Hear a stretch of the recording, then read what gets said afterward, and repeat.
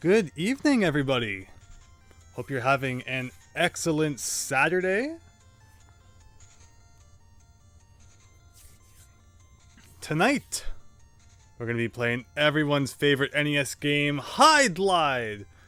Just saying it sounds like having an anal evacuation, or whatever the angry video game nerd said. I think that's probably where most people will know this game from.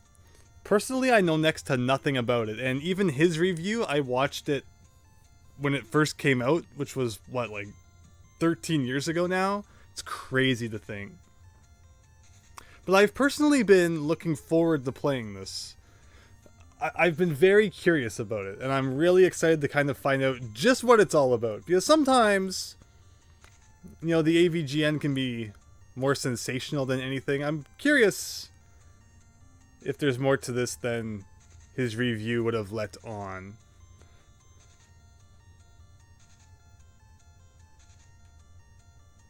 I hope you're all doing well. Let me know how the audio levels sound.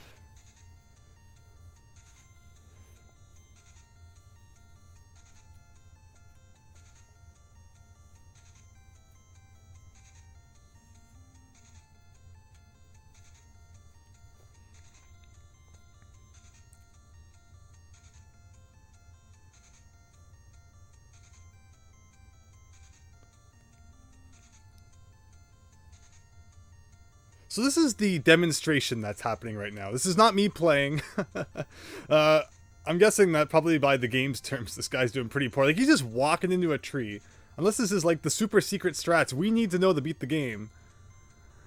And you have to watch the demonstration to figure it out. So I'm assuming this game is probably going to be pretty cryptic. It has a password system, so we're probably not going to beat it in one sitting.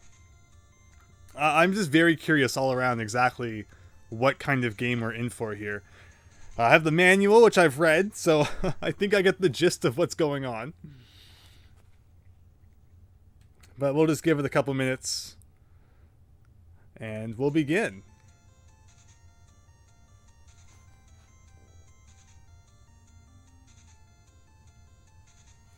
But yeah, again, hope you're all having an excellent night.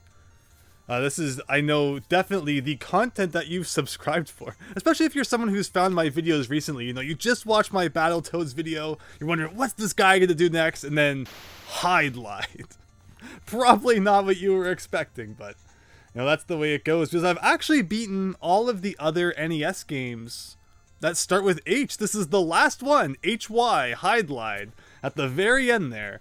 There were 16 games that started with H, and what I've found is that typically every letter has had, you know, at least a gamer, you know, at least one, but typically more than that. That's very memorable.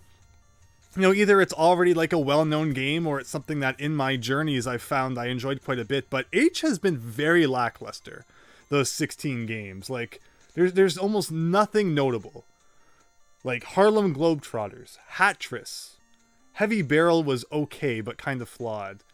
If you want to hear more about Heavy Barrel, because what I've done is now, I know it's kind of like the P word, but on Patreon, every month I upload a podcast that goes over all the games I've played in the previous month.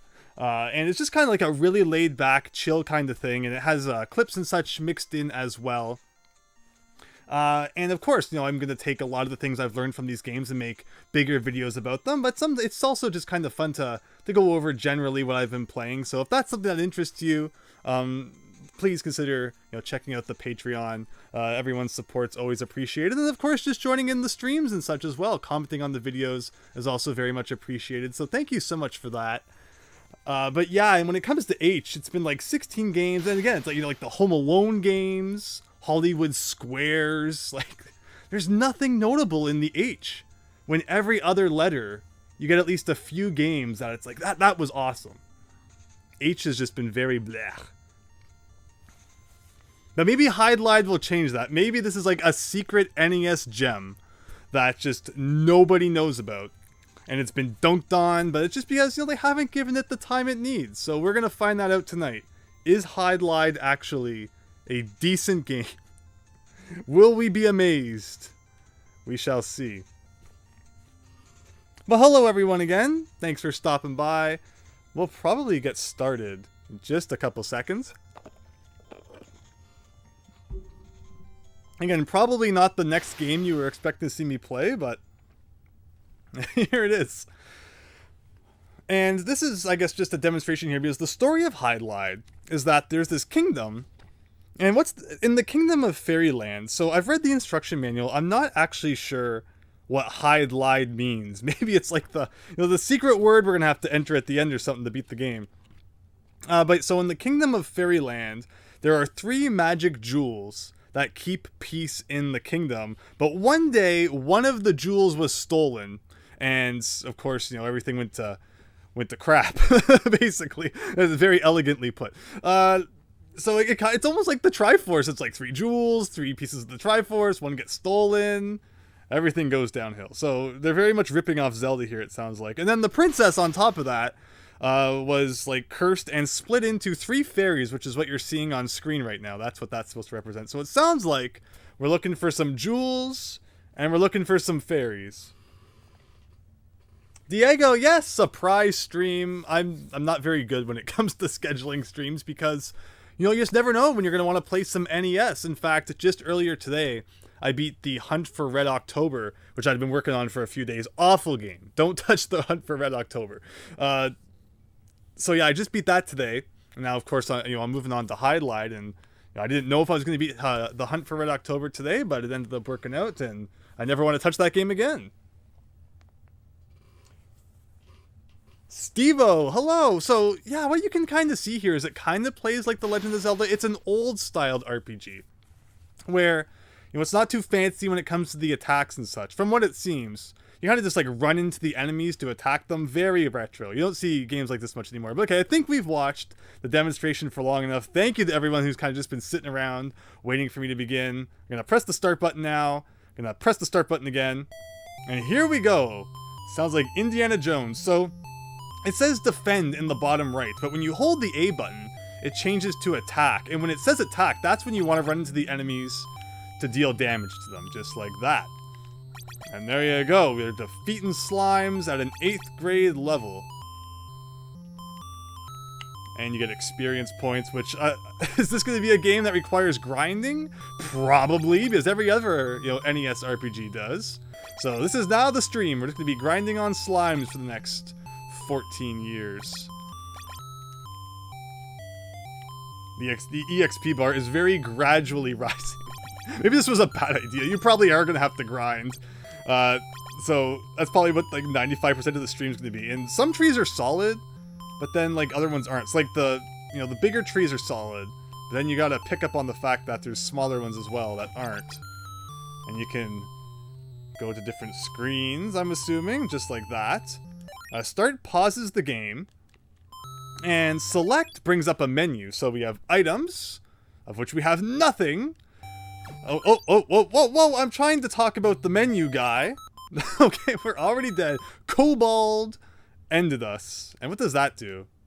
That takes us all the way back. Okay, so here's something I was trying to explain. Oh, and all my experience comes. I was trying to explain how this menu works, according to what I've read in the manual. And if I just had another second to explain it, we could have possibly avoided this disaster. Let's get a little bit of experience, as I want to see. So we have a little sliver of experience now. And if we press select, there is a save and a load option. Now, this game does not have battery backup, so you'll be very quickly deceived by save and load. But what it actually does, from what I've heard, is it works like save states. So we can save, and now if we go over here and load, boom, right back to where we saved. So it has built-in save states, which you can be sure we're going to abuse the crap out of.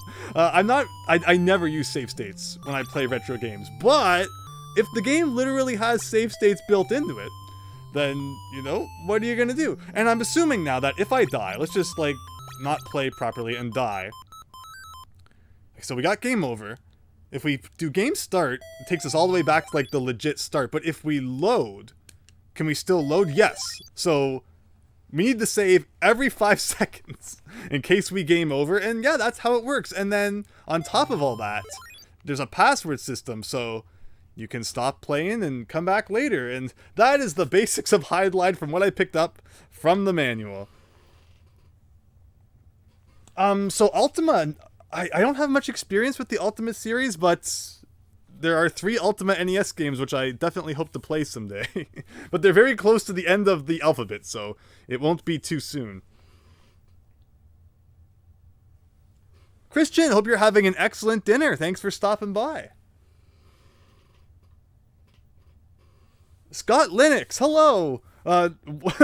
Did I say something wrong? TIL, too interesting, late. Hello, everyone. So yeah, so that is how Hydlide works. I'm sure it's going to be absolutely excellent. And again, if this was like me just playing, I would be grinding for lives. Okay, so I noticed that there's like a bar where it says life still. Maybe that represents the max. Okay, so we're dead, but again, you can load. Okay. So that's how this game works. Oh my goodness. And I don't know how you heal in this game. Like, I'm assuming is if I save, I'm still gonna have, like, reduced health when I come back to the game later. So how do we heal? How do we heal? And yeah, so it does play a little bit like Legend of Zelda, but it definitely has its differences too. And how do you, like, search? Is there, like, a, you know, like a search option? Like Dragon Warrior, it's like use the stairs, talk to people, search around. Doesn't seem to be any of that. And these guys, like, I'm guessing I'm probably not strong enough yet to defeat those guys, so... there's the, you know, the graveyard that every retro RPG has. We're going to avoid that for a second. Ah, a chest! We got the cross! So according to the instruction manual, which thank goodness I have right here in physical form so we can reference it easily. Cross. This cross was once kept at a chapel in the kingdom. Someone hid it for fear of its power. Guess what you can use this cross for? So, it doesn't tell you what it's used for, but you gotta use it for something apparently. And that is how Hydlide works. You're just guessing your way through this game. It's probably going to get way too cryptic at some point. But I guess we'll save now that we've picked up an item. And like if I go to item, it just shows the cross there. But you can't actually like use it. Does my health refill gradually? Is that what I'm seeing up there? Oh. So why did that slime kill me? As I was holding the A button for attack. Okay, so you need to be very careful here that you go to load and not save over your save data. Like if I just stand still, will I heal? Yes, you do. Okay, so now we have now solved the riddle of how you get your health back. So yeah, this game's going to be a slog, is the impression I'm getting. Is you're probably just supposed to grind a bunch at the beginning and then stand in the corner here, let your health come back. And it takes a while. Oh no. Oh no. Is it ever gonna come? Maybe I have to be out of the... Wait, what? Why did I die? Why did I just die? Oh no. Like, maybe there was something in the trees I didn't see. But okay, we're not standing in the trees this time. And then the health came back. So maybe the problem was I was standing in the forest. Something like that. Like, let's take some damage. I'm just gonna stand here now. Okay, well it came back a little bit. Okay, so you have to be standing on the grass for your health to come back. Understood. I think there was one more option too. It was called speed. And I think... Oh wow, so you can like really bolt it. Like why would you not... And also the screen doesn't scroll, it just like instantly flips to the next one. I guess the enemies move faster too. This is kind of funky. But if you're just grinding, then I guess this is, you know, the mode that you want to have turned on. So this game, according to the back of the box, was released in 1989. It seems a little more primitive than that. Maybe the Japanese version came out earlier. But, yeah. So, I mean, these are features that I guess you expect from a game that's a little bit older. Interesting, though. I know I'm kind of tempted to turn the speed down, but I'm also very intrigued by the faster movement.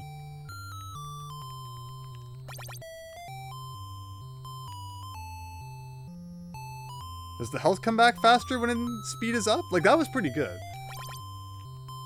Like, I'm very intrigued. So let's go into a hole. What happens if we go into a hole? You press A on the hole, and I can't see anything because I don't have a lantern or something. I think the instruction manual talked about that. So let's just explore the overworld in super fast motion. Like, this is fascinating. One thing I noticed when I've been playing RPGs on the NES is that movement is so often, like, super slow.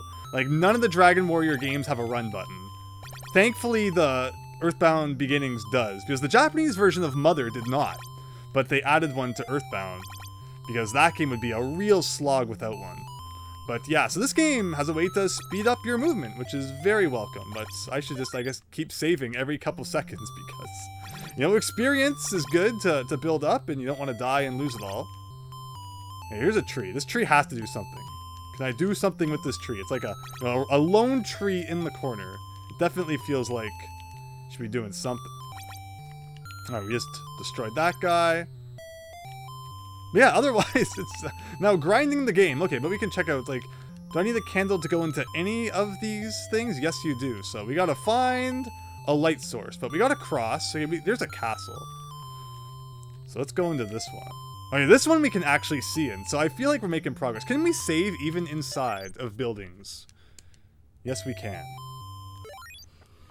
Yes, I hope you're all having an excellent night. This is a very random live stream. Let's just make sure we're still live here.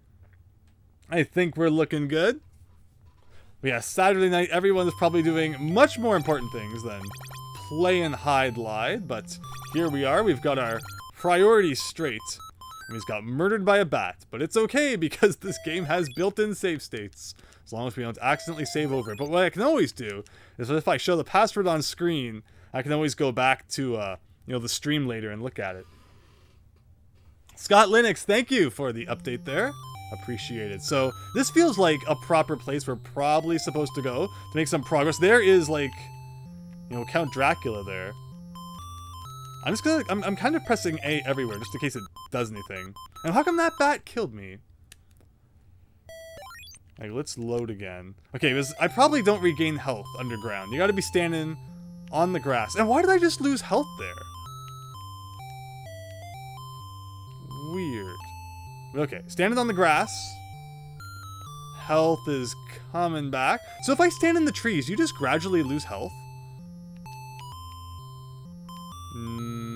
Okay. Oh, yeah, you do!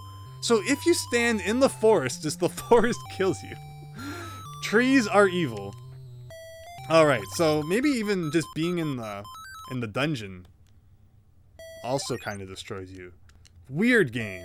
Very weird game. Yeah, I mean, that's the impression I'm getting. So you could possibly save inside, or in a position where, like, you know, you just keep dying. That's scary to think about, but okay. Full health, dungeon time. Let's go kill that Dracula guy, see if that does anything. Oh, and it shows at the bottom right when you're attacking a monster how much health they have left. That's cool. Well, Vampire has a lot of health. And where did he go? Oh.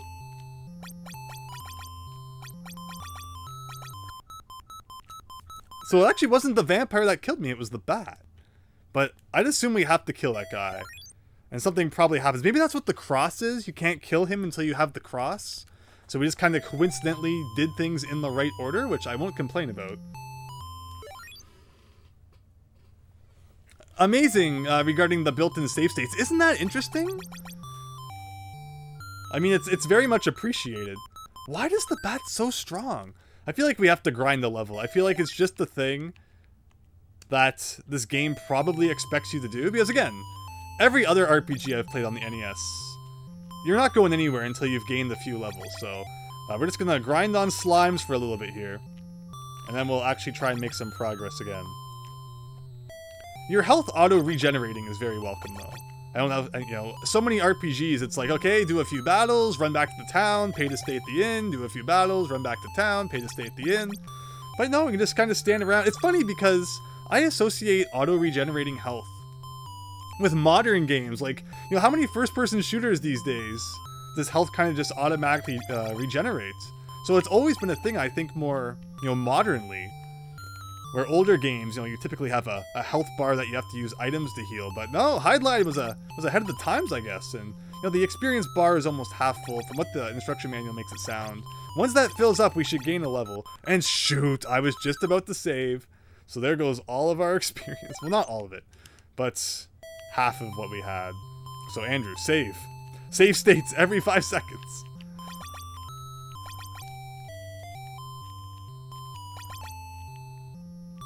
And again, the Indiana Jones ripoff music is very interesting. What's the best screen to be doing this? Maybe this one? Alright, let's save. But yeah, if you've ever been curious about what Hydlide's all about, now we know. Again, this is a game I've never really played before. My main experience from it is seeing the Angry Video Game Nerds review like 13 years ago. And, of course he kind of toured a new one, made fun of the name. Again, I'm still not sure what a Hydlide is. I'm not sure that the word ever actually appears in the instruction manual, so it's kind of interesting. But maybe we'll find out as we, progress through the game. But in the meantime, I want to gain at least one level before I dive back into that cave.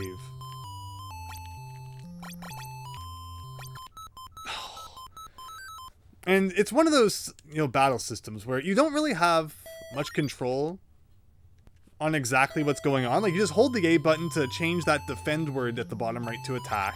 And then you run into enemies and just hope that you deal more damage to them than they deal to you. Maybe being kind of centered helps.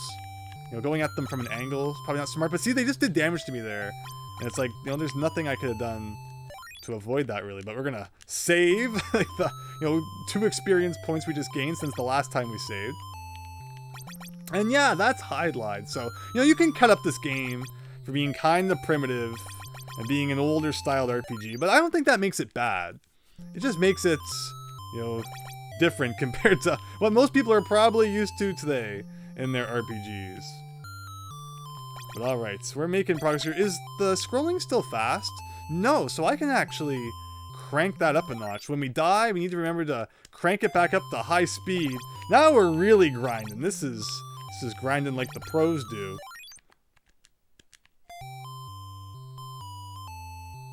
And again, the fact that there is like a speed up option is so appreciated when so many games back then did not include an option like that. So, I give Hydlide points for that. This game could be a lot worse.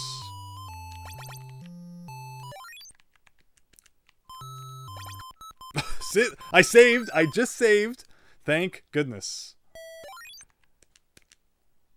Let's show the password just in case. I'm not sure exactly how much data the password saves. Like, will it save our exact location, our exact amount of experience? That'd be awesome. Maybe I should be testing that before I get too far.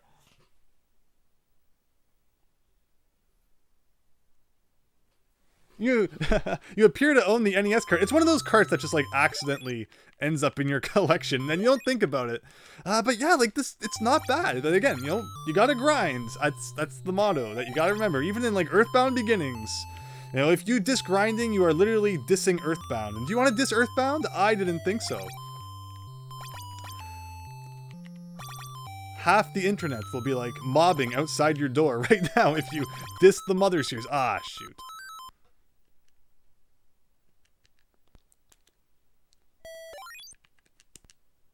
Okay, so I don't know if I have to get the bar completely full, or if we just have to get it to like where the white lines end. So, come on, we just gotta give this a shot here. Let's get some health back before we go in for another attack.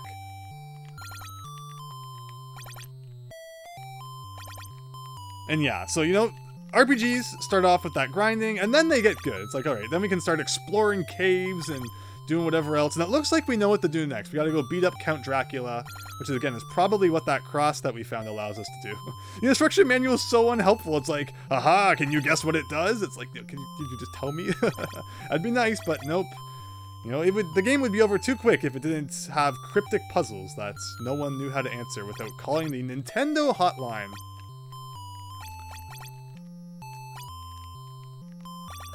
Okay. I think we're gonna save here. Don't push it.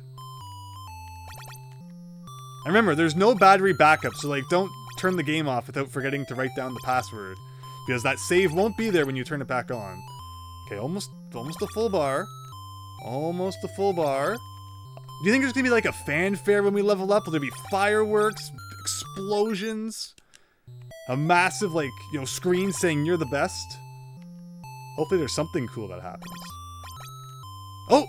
Okay, so nothing happened, but I think our life bar is bigger now, our strength bar is bigger, and our magic bar is bigger. So to perform magic, it says hold A and press, actually no, you just press B to select what spell you want.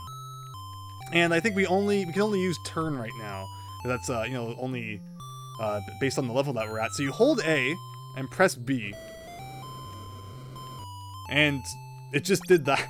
I think it said it makes enemies face the opposite direction, because there's probably going to be an enemy at some point that we need to attack them from behind, and using that spell is like the only way to get them to turn around. But there you go. That's how Hydlide works. We gained a level.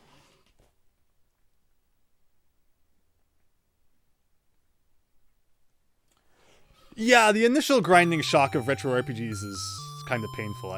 I get that.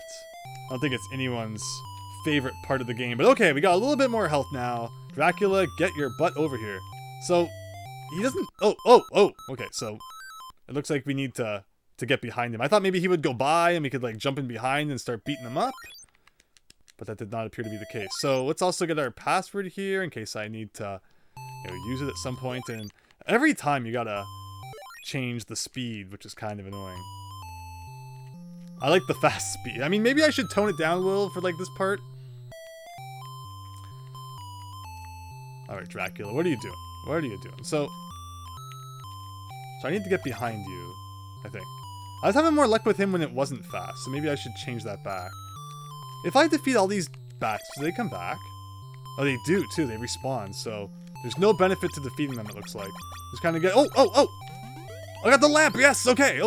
Wow, he was really easy to defeat, but see how important it is to get those level ups? You can't just try and, you know, go in without that, but oh my gosh, my life is so low. No! Why didn't I save? Okay, it wasn't that hard to defeat him. I was trying to get to the grass because you don't want to save in an unwinnable situation. And then, you know, just be stuck there. So I was trying to get to the grass so I knew I would be safe. What am I doing? But that did not work out. Okay, so we got to go get the lamp back. But see, we're making progress. Maybe this game won't be as cryptic as I was fearing. It's just mainly the grinding I feel is going to probably make this game take a while. But alright, into the cave we go. Where's Dracula? Where is he hiding? There he is. Oh, and he turned around and started kicking our butt. So you gotta watch out for that. But every time. Couldn't there just be like a continue option? Do I have to actually, you know, load the file every time? But hey, at least it has a save option. It could be really mean and be like, no saves, no passwords, beat it in one sitting. So I'll take what I can get. Now the bats are annoying. And because I'm moving so fast. Ugh. It was so easy the first time. Kick the pumpkin. I'm having a very nice weekend, thank you. And hope you're having a great one as well. Hydlide is probably not the game people think of when they think of having a great weekend. But I beat the Hunt for Red October earlier today. And I never want to play that game again. So it made me very happy to get that done. And to not have to touch it ever again. Okay. Bats, please stop respawning. Okay, we got the lamp. We have next to no health. Okay, we're moving so fast, I'm kind of crashing into all the walls. See, I don't want to save in the forest. I want to get out of it. Okay, save. There you go. We got the lamp, everybody. We did it. Now we can go into all the dark caves, it sounds like. Because I'll read you what the manual says about the lamp. According to the manual, it's called the Eternal Lamp. This is an item the magician in the kingdom used to keep for his own use. It remains eternally aflame. Even in the complete darkness, this lamp will brighten up the surroundings so you can see everything. So there were other caves that were too dark for us to see what was going on. So it sounds like we can probably explore those now. So there you go. Progress is being made, but we're probably going to have to grind again. I get the feeling it's like every time we go into a new cave, there's probably going to be like a stronger monster we have to beat.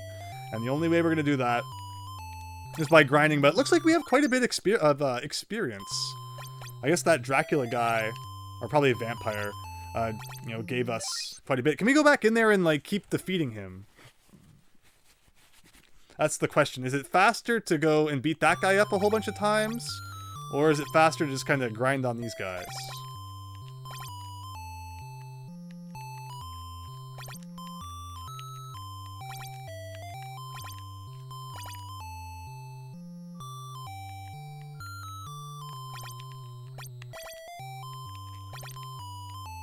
At the very least, I want to get, you know, to the next level before we continue on exploring, and it looks like we're not too far from it, so I'm going to keep this up. We're going to just go check just for fun. Does Dracula come back? No. Okay, so you cannot just grind on him and get levels that way, which is fine. I know there were some stronger enemies like that red guy, too. We're probably strong enough we can start beating him up, but I'm just gonna not push it. We almost have a level from the slimes. So let's keep up the good work. And that kind of gives you an indication, too, of, like, how many levels you can gain. Because, you know, the bar shows what the max will eventually be. Just a matter of getting it there. Alright, couple more kills.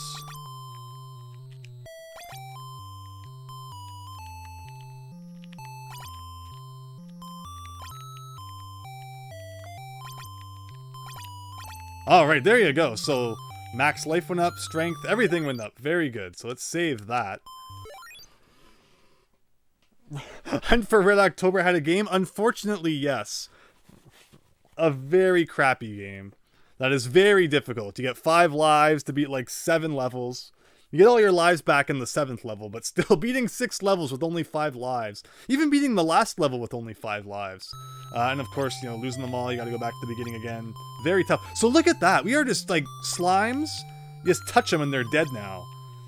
So I appreciate it, you know, when leveling up results in a clear improvement in, you know, your abilities. And in this case, you know, obviously health is one thing, but being able to so much easier defeat enemies, like, that's great. But look we're not getting experience from slimes anymore. So this is actually completely pointless. I guess we probably have to kill these red guys now to get some experience. Even they're not giving experience. Okay, we're over leveled now. Congratulations, everyone. We're OP. But I'm just going to get full health here. And then I'm going to save. But I love that moment in an RPG. When it's like, aha, I'm so much more powerful than everything now. I love being overleveled. Some people will be like, oh, that's not fair, you're not playing the game right. In Pokemon, I'm always like, I just train my starter, and it's always like 50 levels higher than the gym leaders. It's like, it's your problem, not mine.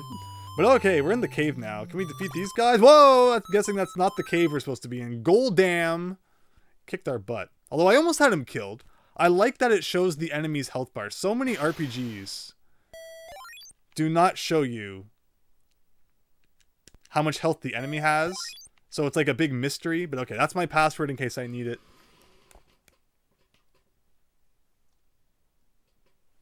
This is better than the Dragon Warrior Dragon Quest guy. Like, really? I mean, in other types of RPGs, it's like, alright, look for a random battle, get into the random battle, go through a whole bunch of menus, go through a whole bunch of text saying who attacks who, and then you win the battle. There's text saying that, okay, you win, here's your experience. And then, so yeah, this, you know, all things considered. And then, you know, you can even go to high speed mode. And honestly, this game is, you know, faster paced than you would think. So I'm guessing that was not the cave I was probably supposed to go into. I think we had a few options. Like, there's that cave. What other caves were there? There's also, like, this maze here, and I can enter the maze, it looks like. We actually... Or can we enter the maze? No, the maze entrance is on that side. Alright, we're going into the graveyard here. Can we do anything in the... Oh, there's treasure in the graveyard, everyone! Okay, I'm pressing A on it. It's not working, though. What does it mean if you can't open up a treasure chest? Oh, these guys are strong. So we actually get experience from these guys, but okay, zombies. I thought we had defeated guys like that easily, but maybe they were a different enemy. Oh boy. Okay, so why could I not pick up the treasure chest in the graveyard? Is it just like a flag thing? It's like, you have not got to the point in the game where you're worthy of opening this chest. Come back later. But there's no indication of that.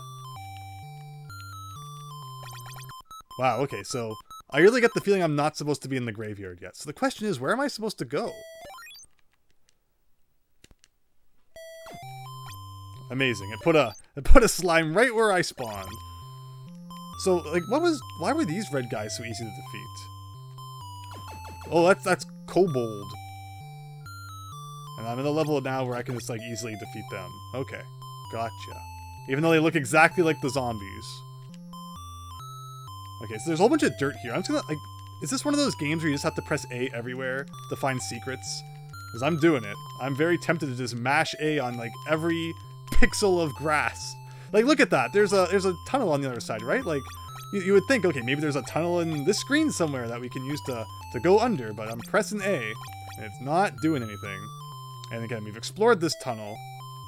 We got a whole bunch of grass over here, or, you know, trees. Oh, okay. Okay, oh, this is easy. Okay, so I get the feeling this is probably where we're supposed to be. And, okay, well, these guys are kicking my butt. I get the feeling, like, you just want to probably dodge those guys and not interact with them all that much. So next time we get to that hole, let's actually save outside of it.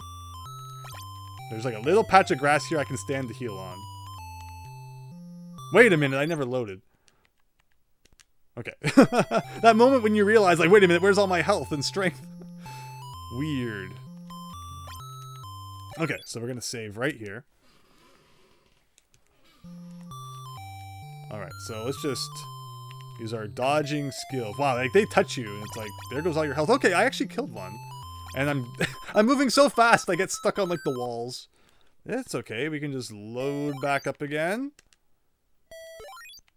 Every time we gotta fix that speed. Alright, what item do you think that's gonna be? Hopefully we can open that chest. Again, I'm not sure why I couldn't open the other chest. There is a key item according to the manual somewhere. We're gonna find a key at some point, so maybe that's what we use to open up that chest. Again, always read the manual. Very, very important part of playing any retro game. If you don't read the manual, you can't complain. It's like, well, how was I supposed to know that item did that? I mean, obviously if it's not in the manual, then, you know, you can complain. But if it's in the manual and you didn't read it, then you have no right to complain. Okay, so we have a sword now. Where's my patch of grass? Alright, save, save, save! So according to the manual, let me open this up here. Sword of the Brave. The legendary sword that is said to be kept only by the brave. With this sword, attacking power doubles. So if that is indeed the sword that is being referred to in the instruction manual, I will very happily take double attack power. So thank you. Assuming, again, like, I don't know if every item is listed in the manual or if it's just like some of them. But, I mean, it kind of looks like the item as it's depicted in the manual. So, you know, I'll take more strength. More attack power is always welcome. And we're just going to get more health there. So now, maybe we're supposed to go into that hole with the gold guys. Maybe I can beat them up now. Okay, there you go. So see, it's just about, you know, finding the order in which you're supposed to do things. And also not dying. Not dying is also an important part of, you know, balanced breakfast. Again, game, could you please not just... Whoa, whoa! Okay, we got bees come... So touching the tree made wasps come out. Good to know, I guess. And yeah, they really took me out. Even with all my strength, my super powerful sword, they still kicked my butt. So don't touch the trees. Got it. You know, wasps are always like everyone's worst enemy in video games. Because, I mean, it's true. Like, you could be like the strongest, buffest guy, but if you're attacked by like 50 wasps, what are you gonna do?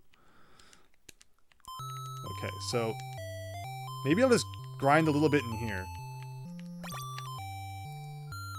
Okay, so that took off a lot of life. So I guess it's a really slow process. Kill one guy, come back out, wait 40 years for my life to go back up. Or maybe I can kill the zombies now. Maybe that's what I should do. I should go grind on the zombies a bit, because this seems a little excessive. So we'll save my 1 experience point that we gained. And we'll go down to Zombieland here. Okay, can I kill you now? Okay, well, actually attacking you would probably help.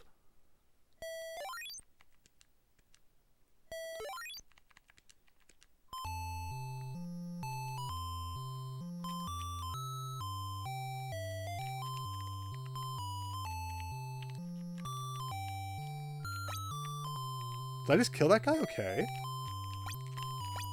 Okay. So as long as I get like a good angle on him, then we can grind on these guys. So it looks like everyone sit down, get comfortable. We're grinding for another level.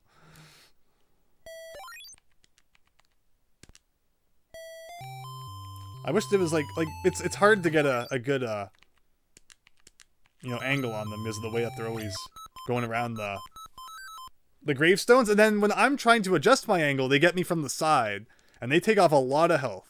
But if you get them right on, you can deal more damage to them, and you win. So we'll load that. Maybe we'll keep it slow. Maybe that's the trick here. Let's not speed up the speed. And yeah, okay, that actually makes this much easier. And they don't come into the grass area, so we kind of just stand here and load it, and heal it, looks like, which is very nice. Yep, we gotta grind again. But hopefully you're all having nice nights. So yeah, again, the H's in terms of NES games have not been overly exciting. Again, with like the Home Alones, Hollywood Squares. There were 2 advanced Dungeons and Dragons games. Oh, no! I should have saved. I should have saved the like 5 experience points I gained since the last time I saved. Darn it. And I don't need to increase the speed. Whoa, even pressing... I don't like that. I pressed select to try and get out of the menu, but instead it interpreted it as like, you know, accept the command, which is kind of scary. So I could have, you know, done something wrong there. But at least we learned that now and not in a situation where it would have been really bad. But yeah, H is not that great. I played 2 advanced Dungeons and Dragons games that start with the letter H, actually, because way back when I first started collecting, the list that I used to collect the games listed the Advanced Dungeons and Dragons names by their subtitle, and not by, like, you know, Advanced Dungeons and Dragons and then the subtitle. So I've always had them mixed up in my collection according to subtitle, and not, you know, under A with, you know, grouping all the Advanced Dungeons and Dragons games together, which the next time I rearrange my collection, I'll probably organize them like that. I'll put them all under A.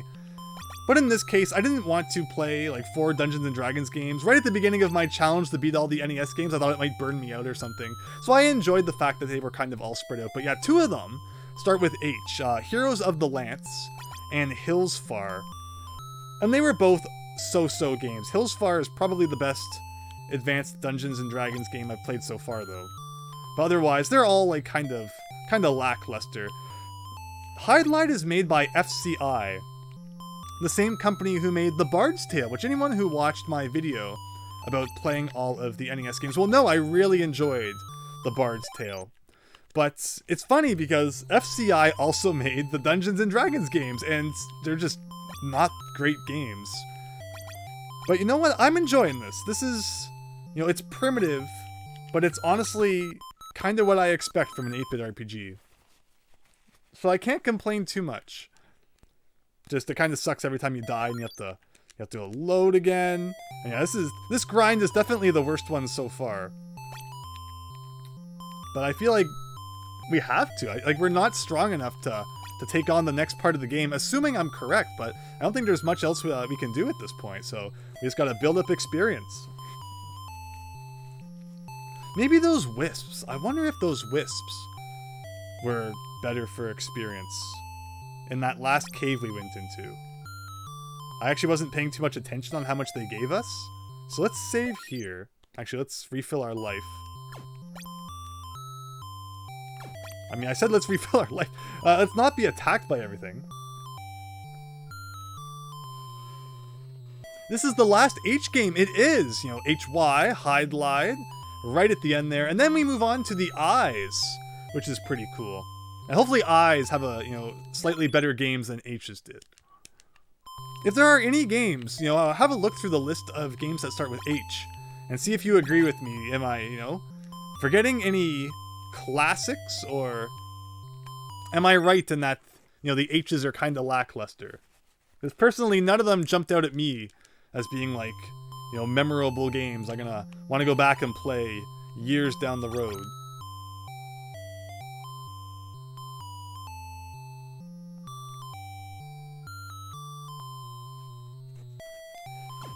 Oh god, see, I'm just kind of trying to like stand and regain some health, and then everything comes and starts attacking you. Oh. But they did seem to be pretty good for getting experience, so that's good to know. Password just in case. Can you heal on the brick here? Yes, okay, so I don't have to stand on the grass. Good to know.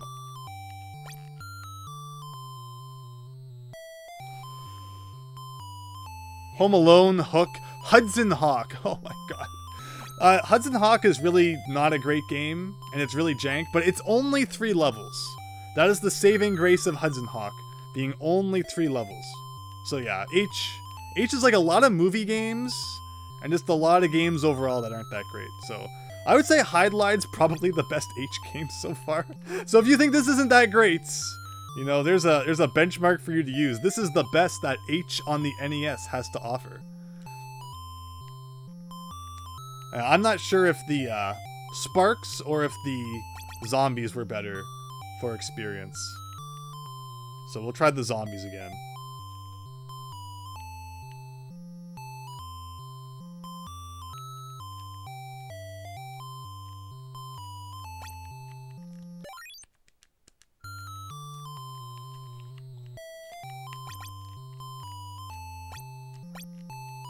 Yeah, these guys are probably better. Because, like, the grass is right there for healing.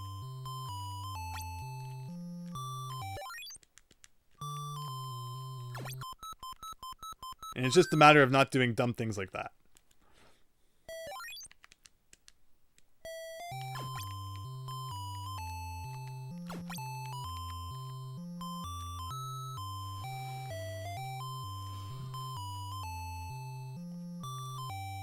But let's see what's coming up in I. Like, the first game I'm going to play after this is Ice Climber. Which, of course, it plays more like an arcade-style game. I'm not entirely sure what constitutes, like, beating Ice Climber. Like, just getting, like, really, really far. So we'll see how that goes, but it's a game I'm looking forward to checking out. Of course, everyone's more familiar with Ice Climber because the characters appear in Smash Brothers now, and I love that. I love when Nintendo references like really obscure retro games in Smash Brothers. Instead of it being like all Fire Emblem characters, but everyone's probably gonna jump at me for that. It's like, no! Smash Brothers needs 5 billion Fire Emblem characters. Which, I mean, the retro characters were getting a little bit out of hand there for a while too. Like, did anybody ask for Duck Hunt Dog? That's a weird one. And like Rob. Ah, darn it.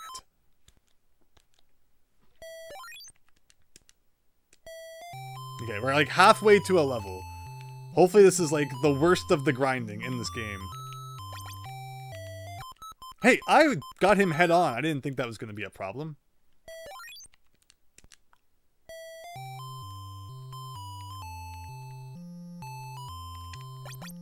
Ooh, I have no health left, so let's stand here and try and get some back.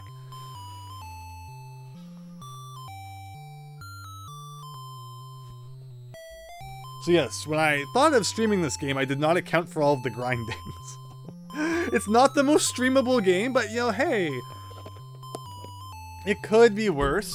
If you base our progress through the game based on, like how massive our life bar is. Oh my goodness. We're kind of like a quarter of the way through the game. So there's an optimistic way to look at things. How long have we been streaming for? Where's the time? 49 minutes. So, like, another 3 hours, we could possibly have the game done. Okay, so actually, now that I think about it, I have spells, don't I? I have a fire spell now that all this time I've been forgetting about. So to use spells, you hold the A button and press B. And there you go, there's fire. And that used literally all of my magic power. That one fireball depleted my entire magic bar, but it seems to also refill automatically, so, you know, I'll take that as a good thing. But that one fireball drained the whole bar. That one crappy fireball. Will it kill the zombies in one hit, though? That is the question. Okay. Oh, okay, I gotta press B, get back to fire down there. And it killed the zombie, I guess, so, you know. It's a way to get an easy kill anyway. There you go. So, you know, part of our problem is that I forgot about the magic system in this game. Is it's kind of, you know, not in your face. I mean, I say that despite the fact that all of the spells are clearly shown down at the bottom of the screen there, but, you know, you don't think about it. You don't think about the magic portion because you're so busy just murdering enemies with your sword. But alright, we almost have a level. We're almost there. And also it's interesting that when you shoot magic, all of the sprites pause. So like, you know, as long as you press the button when it's in front of you, you'll get the hit. That's kind of fascinating. They're not coming up to my level though. Like, get up here.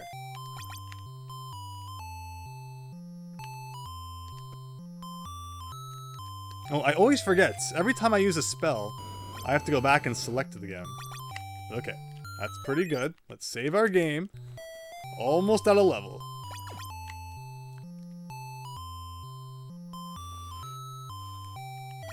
Oh.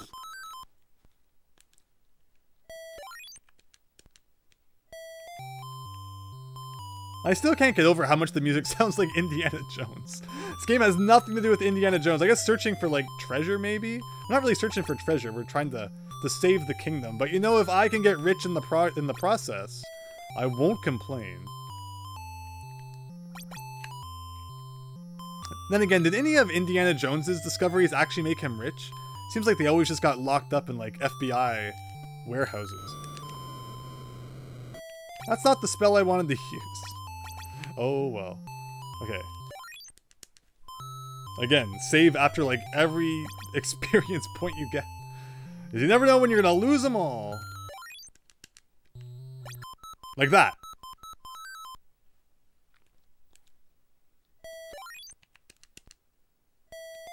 Okay, we're so close to being able to play more of the game. And it's like, every level up. Like, why did I die? Just by being in the graveyard, I lost health? That seems kinda silly.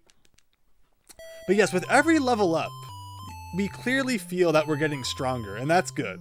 So it's not like I'm doing all this, and it's like, okay, we're like marginally stronger. Gotta do 5 more levels. Like, I'm pretty sure that by the time we're done with this level up, you know, we'll be able to proceed on with the game. So just a few more kills. Let's do a fireball. There you go.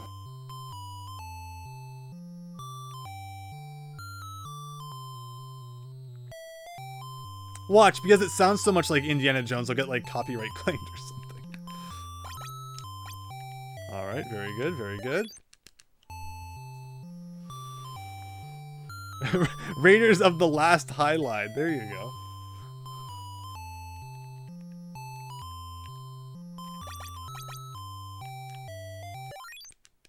Okay, look at that. Like, 2 more kills and we're done.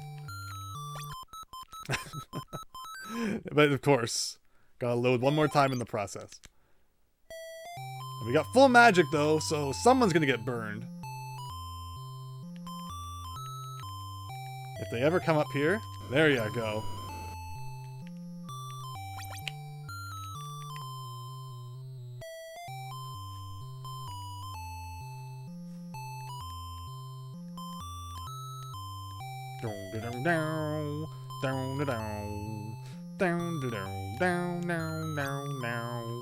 Okay. Set to fire. Hold A. Press B. For that. Save.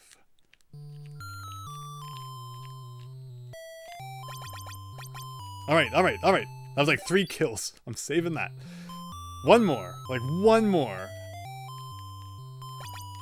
Yes, okay. There you go. Now we're strong. So let's get up to where... Let's turn our speed back up. Let's get back to where that tunnel is we're going to go into. this guy right here. Save outside. Actually, let's get full health first. Alright, save. And please tell me I'm now strong enough to defeat these guys. Alright, perfect. And was there any reason to go up to the right here? Not really, huh? What? Wait, why did I get a shield? I just got a shield? Why? Did I defeat an enemy that dropped it? So that's telling me... Uh-oh, that's really scary if, you know, enemies can just randomly drop items. Because that means I have to go around, like, killing every enemy now. So, okay. So how did that happen? I, like, went up here, and it was like, you got a shield. Which, I mean, you know, if a random enemy has a shield, I really want it. Why did that just happen? Why? Let's see, password in case I need it for some reason.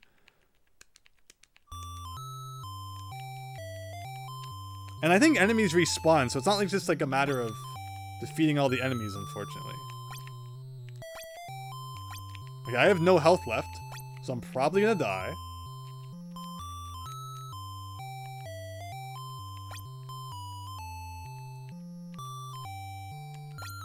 Because I'm not the only one who saw that, right? And I don't have the shield anymore because I died, unfortunately. But yeah, it was just like, you got a shield. I was like, okay. As I would like increased defense. If, like, you know, there is a shield in this tunnel, I will take it. I could always go back and watch the video and just, like, replicate whatever it was I did. Assuming it's replicatable. Okay, save. So I went, like, in here. I went, like, around here. I think I went up here. And then I went, like, here. And it was like, you got shield. But it's not doing it anymore. I don't know. I have no idea what I did. And just because I didn't hit that guy right on, and I kind of hit him from the side, you know, he hurt me for some reason.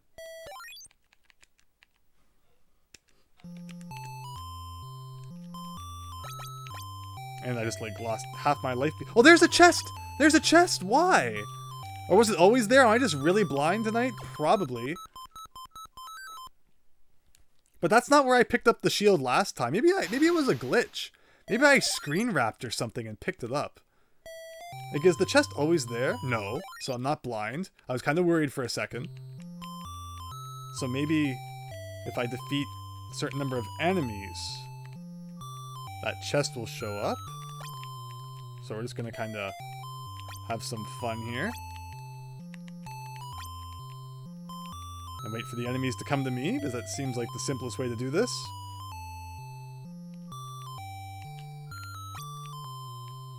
And see, like, even though I did nothing wrong there, I lost health, so that's not fun. Okay, it doesn't seem to be showing up. It seemed to show up when I was defeating enemies, like, down there. What if I just, like, walk where the chest is? Will anything happen? No. Whoa, whoa, whoa! Okay, so I got a shield for some reason, and I'm gonna run back out the door and save that. Of course there had to be an enemy right there, of course. I should have gone off the screen and come back. And then... Ugh, that is so frustrating. And again, the worst part is I don't know why I'm getting the shield. So, like, you know, what if it's like a really rare drop? Like 1 in a million. And now we're gonna grind for like 5 hours trying to get it back. Oh my goodness. Yeah, that was my bad. I should have gone off the screen, come back, and there might not have been an enemy right in front of the exit. Stellar Steel! Knight's not bad. Getting our butt kicked in the Hydlide, but you know, that's how it goes. Diego, the song lasts forever. Yeah, now that you mention it, our ears are probably going to be bleeding by the end of this. And like, that one guy just took off all my health.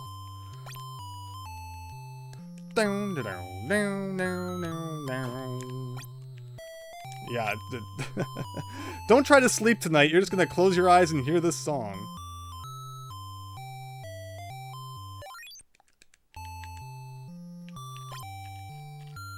Alright, so I'm just gonna destroy enemies again until it says you got boost power.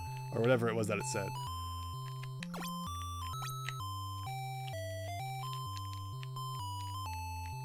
It seemed like hiding over here worked well enough, so... Do I lose health just by standing still? Well, I lose health by trying to kill that guy anyway.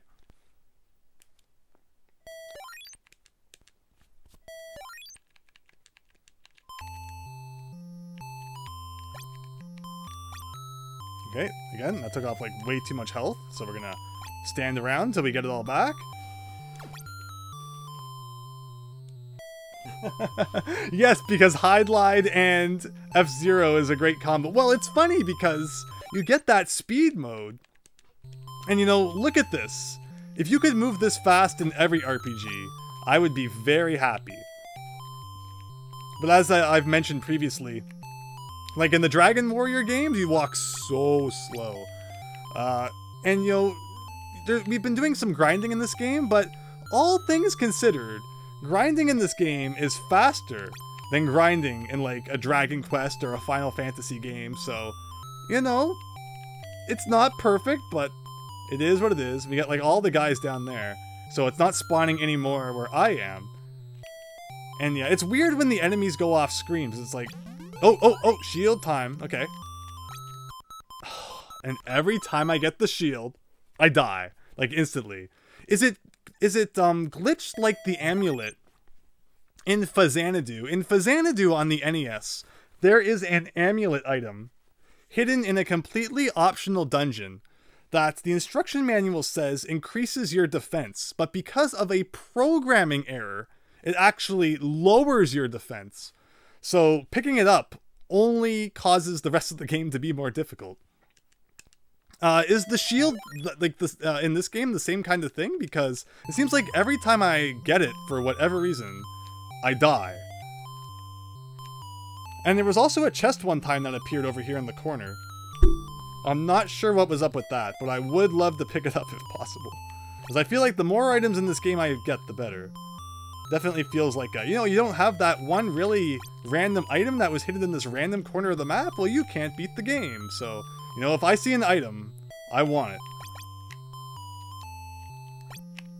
Okay, I feel like this is good, but...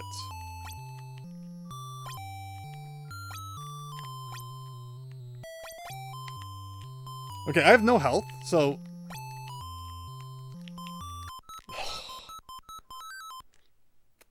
So it seems like you can't just like despawn them by going off the screen and coming back. When they start festering around that hole there, I mean, technically I could be going out the other hole. Why am I always trying to go out the way I went in? The dumb questions we ask ourselves is, if I had just been trying to go out the other hole, we probably could have been done this years ago. But see, you have to be smart to think of these things. Like, that hole is completely unguarded, and I always try to go out the one that is covered by enemies. Ugh. Well, now that we have that established, let's see what we can do. Because yeah, if I go out that hole, it probably just leads me to the other side of the river there. So, alright. Someone, where is the shield? Give me the shield. I think it's always when I defeat a purple guy. Okay, shield time. Wow, guys! If we had just done that like 15 minutes ago. So I have a shield now? Amazing.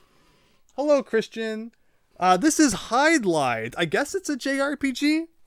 What defines a JRPG? An RPG made in Japan? So, like, I know what you mean. I think we mainly associate JRPGs with, like, you know, heavily featuring, like, anime-ish characters and such.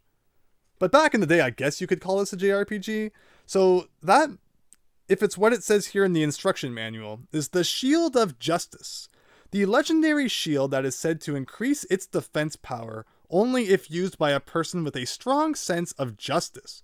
This shield was stolen from the court when the kingdom collapsed, so I guess it might be increasing my defense? Or if the game thinks I'm not a person with a strong sense of justice, it could be lowering my defense as well, so I don't know. I don't know what the heck it's talking about, but there was also a chest that appeared over here one time, and I want to know why. I want to know what was up with that chest, because I don't think we ever opened it. And, you know, this is a good place to train as well. So let's just kill a bunch of enemies and see what happens. But you see, we died, but it's okay, because if we load, we still got the shield. Thank goodness. So yeah, I'm sure everyone probably didn't expect to spend their Saturday night playing Hydlide, but for those who are checking out the stream, thank you so much. I hope you're having a wonderful Saturday. Does it appear because I stepped on like a certain space? If I just press A everywhere, does it do anything? Because I think I was here. I was defeating enemies down here, and that's when the chest appeared. So I'm just going to stand here. Or maybe it wasn't. Maybe I was standing more around here. Because again, this is definitely the kind of game where you need to collect items to solve puzzles. So if there's an item in here, then I want it. There was a chest right here. I saw it on stream. You all saw it. But why did it appear? Why?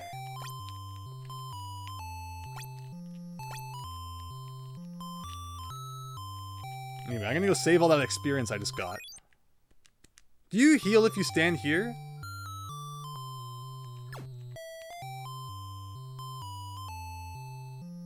I don't seem to be healing at all. Oh, I am! And the cobras don't seem... Are they cobras or some kind of monster? They don't seem to be coming to where I'm standing. Okay, so we can just stand here and heal for a minute. Christian, yes, it sounds exactly like Indiana Jones. We've all been placing bets on how long until I get a copyright strike from, you know, Pixar, not Pixar. You know, I guess Disney owns Indiana Jones. So yeah, Disney will be shutting down my channel any minute now for infringing on their copyright. So it seems like your health heals when you stand on the dirt, but it takes probably longer than when you stand on the grass. But okay. Why did the chest appear down here? Why?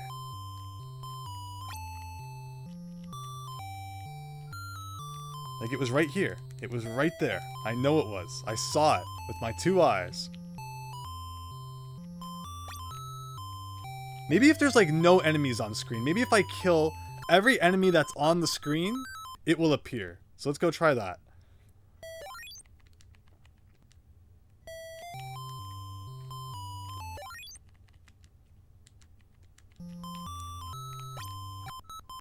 I don't know why he killed me. I didn't do anything out of the ordinary. Let's show the password on screen just in case we need it. The Jade Wizard. Welcome! Time for Indiana Hydlide, pretty much, right? And you know, if I get a level up... Why? Why am I suddenly being killed so easily? Load. No. I guess I don't really have much health, huh? So, alright, we'll stand around for a couple minutes and just let all the life come back. But yeah, I hope you're having a great night. Hydlide is the last game I need to beat for the NES that starts with the letter H. The H's on NES have definitely been the most underwhelming alphabet letter so far. Every other letter has some memorable games. Like A, you get the, you know, Adventure Islands, Adventures of Lolo, Adventures of Bayou Billy. Everything that starts with adventure is pretty darn good. You know, lots of good games that start with A, and then B, you know, we just talked all about Battletoads.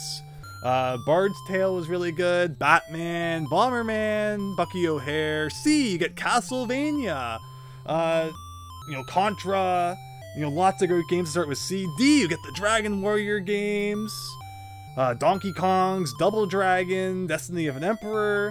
Lots of great D games. E's very short. If you include like Earthbound Beginnings, there's of course that.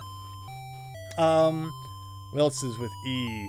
I really like the Exodus, you know, the Wisdom Tree version of Crystal Mines. So yeah, you know, you get that for E, and then F, you get like the Final Fantasies, Flying Dragon, Fantastic Adventures of Dizzy. So you know, they all have, you know, and then the G, you get Goonies 2, you get G.I. Joe, Ghosts and Goblins, Golgo 13. Gunsmoke, Gunnack, like all of the letters have games that are like super memorable. And then you get to H and it's like Home Alone, Hollywood Squares. It's, you know, Hook, Hudson Hawk. It's all mediocre, which is like, so it's been funny, but it's only 16 games, thankfully. 16 games that start with H. And after this one, I'm on to I, so hopefully that's better.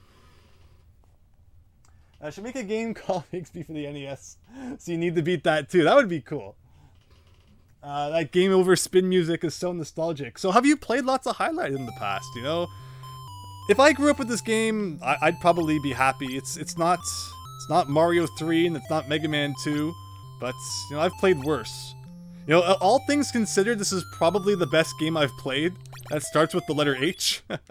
So if you think this doesn't look all that great, that tells you a lot about the other games that start with the letter H. So yeah, your health goes up a lot faster when you're standing on grass. There we go. Okay, so there was a chest down here, like, should I just... Oh, I'm glitched! I'm a glitch! Okay, we're gonna look at the password right now. Look at me! Look at the enemies! Uh-oh, uh-oh, uh-oh, uh-oh!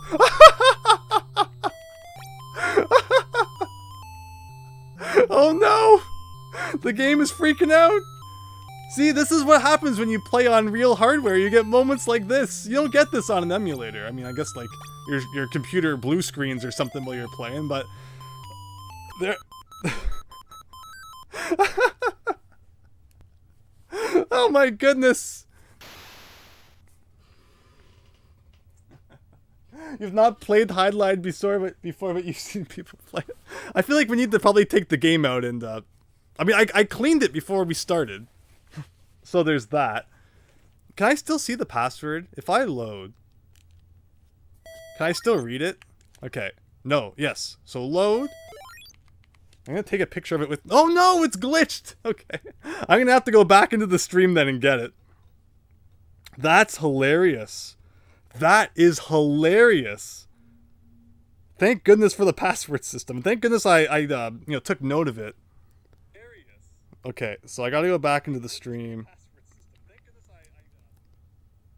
Where did I pull up the password?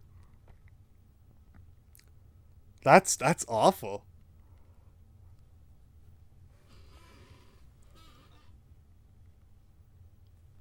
So yeah, I hope you're all having a great night. Not only is Hydlide a kind of silly game, it's also now combusting in on itself. Okay, so that's too late into the stream.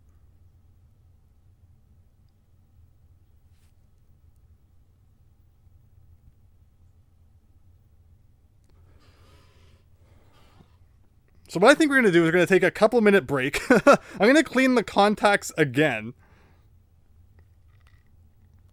And then we'll use our password to get back to where we are. So be back in a minute, everybody.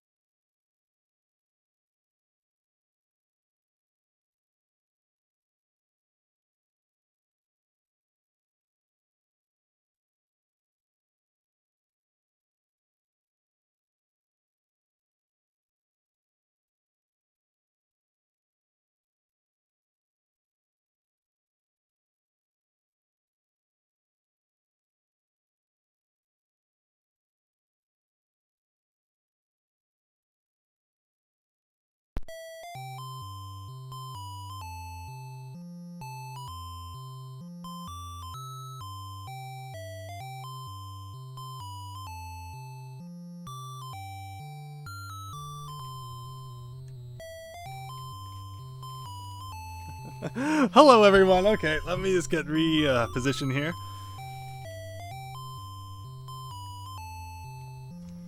One time your Pokemon Leaf Green died on you. You checked it again, cleaned it, still dead, and then months later it works. Yeah, retro games are a mystery for sure. And Diego, blowing the cartridge, it works. I swear it works sometimes. In this case, I just gave everything a cleaning again. Like, wait, what? What is wrong with this game? It's cursed. It's cursed. There's no dirt. Like, I don't get it. I don't get it. What is wrong with this game?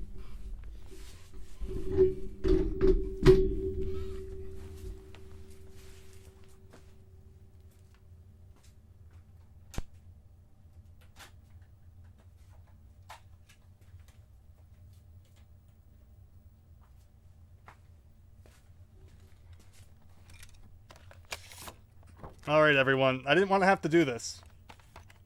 But we're pulling out the second Hydlide cartridge because I'm crazy enough. I actually own a second copy of this game. It's a complete in-box copy, which is why I also have the manual.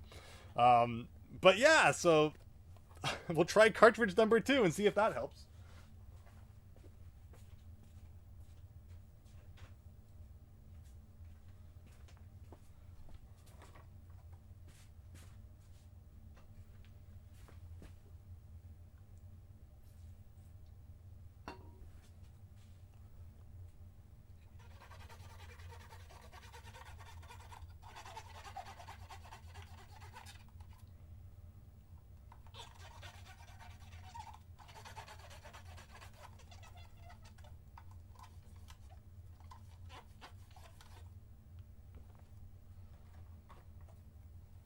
But thank you all for your patience here, where I'm just cleaning this this second copy now. This is what happens when you play games on real hardware, and you know, I get why people just, you know, use like a flash card or stuff like that. Emulators, of course. You know, it keeps things simpler, and there's less chance of failure. But I enjoy playing it on, you know, where it was made, and things glitching out sometimes is just how it goes. I've had a very good luck throughout my, you know, playing all these NES games in terms of games glitching. It has hardly ever happened because I clean all my games and, you know, keep everything in good order. So this is very unusual, and of course it would happen during a stream, right? So hopefully this helps. 1 second.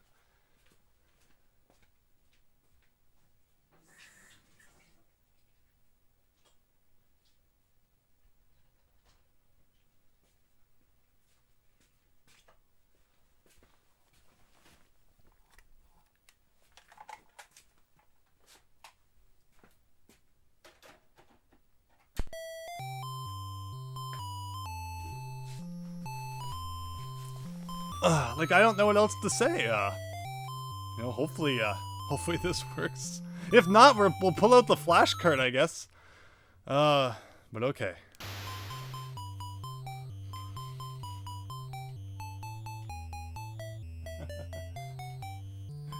Tevlev, welcome. We were just having some technical difficulties because I'm playing the game on real Nintendo hardware. It glitched out. So we had to do some cleaning and try to get the you know, the game to work. But we're actually using a different Hydlide cartridge now. And so far it seems to be working. I mean, the other one was working just fine for like a good hour, and then it decided it didn't want to work anymore. But let's see here. Okay, I guess I took a screenshot of that password. Okay. RQ9H4. I have multiple. So I had a loose cartridge on my shelf, which was what I took off to play. But I also have a complete in-box copy as well. So we had to pull out the big guns. But yeah, Hydlide. It's kind of funny, yeah, I guess to think that I actually own more than one copy of this game, when some people probably think this is not a game worth owning more than one copy of, but I think we've had fun tonight, you know? This is not the worst game I've played, and I've actually said that I think this is probably the most fun I've had with a game that starts with the letter H, so, you know, take that as you will. Let me see, RQ9H4, GG87G, HN5, GJ0.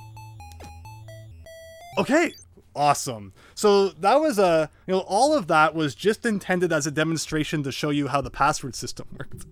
Aha, that was my plan all along. But no, it looks like it brought us right back to where, we recorded the password, which is actually really cool. Just let me finish getting rearranged here.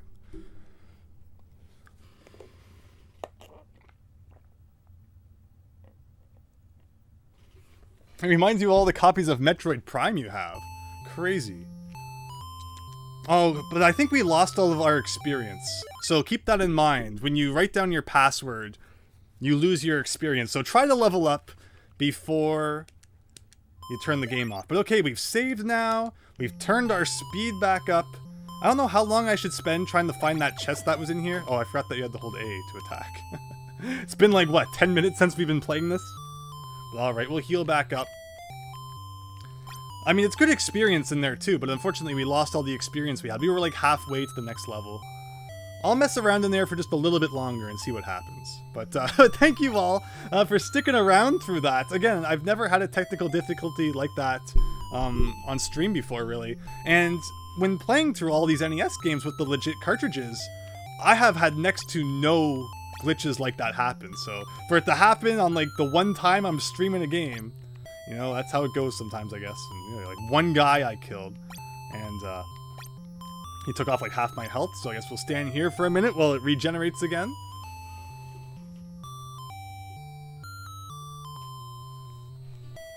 The Jade Wizard. I have like 5 copies of Tony Hawk's Pro Skater 3 for GameCube, because they would just not work. They would not work no matter what I did. And it turned out that they did not like the GameCube I was trying to play them in. Eventually I was like, okay, maybe I should try a different GameCube. And then they worked in this other GameCube. So I now have like 5 copies of Tony Hawk's Pro Skater 3, which were really inexpensive at the time. But I feel like now they're probably a little more valuable, as GameCube games have been going up. But it used to be I would just like pick up another copy for like $5, because, to give it a try. And then it was after owning like 4 or 5 of them, I was finally like, wait a minute, maybe it's the GameCube. And, I don't get why. Why, every other game would work just fine in that GameCube, but not Tony Hawk's Pro Skater 3. But there you go. If a game is not working, but, all your other games are, maybe try it in a different console. You just never know what might happen.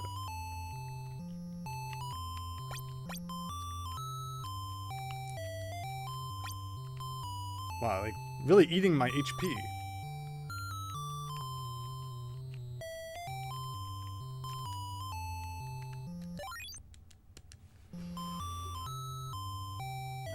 Skoda, welcome! Have I ever played Skate or Die? Played, yes. For a long time, no. Do I plan to play it in the future? Absolutely. There are a lot of NES games that start with S. Like, a lot. Maybe 100. Let me see. No, maybe like 70. About 70 games on the NES that start with S. 75. It's definitely one of the biggest letters. It's funny when you look at it compared to like E, which is like 5 games. The Super Nintendo is probably even worse when it comes to games that start with S, because there's so many that start with the word super. It probably has like 200. I've never actually thought about it.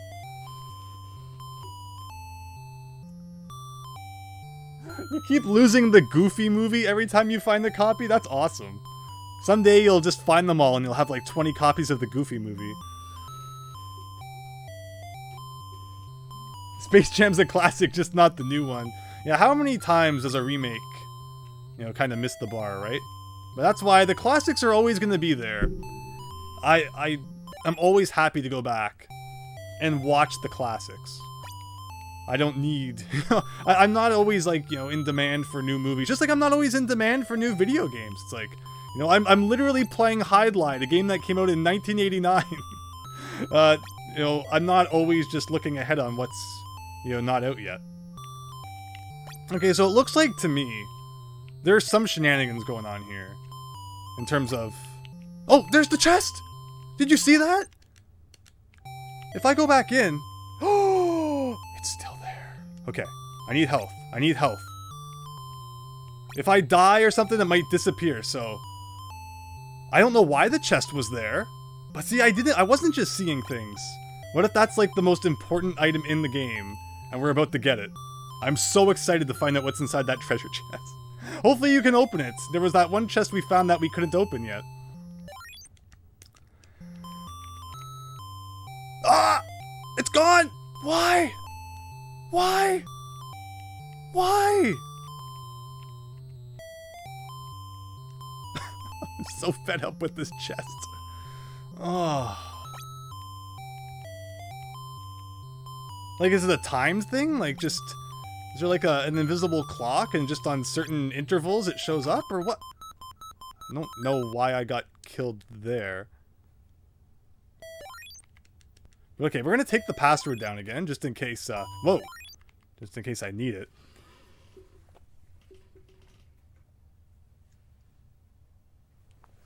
Okay. Yeah, I don't know, but I feel like we need that chest, right? Like... I feel like they wouldn't put an item in this game if you didn't need it. It's gonna be something that you need it to beat the game, so... Like, let's see the items we have so far. That's what we got. Like, okay, chest, come on, show up! Right here! I saw it! Like, if I defeat all of you... Like, it's too weird, man. I'm gonna save. Because that's a lot of juicy experience we just got.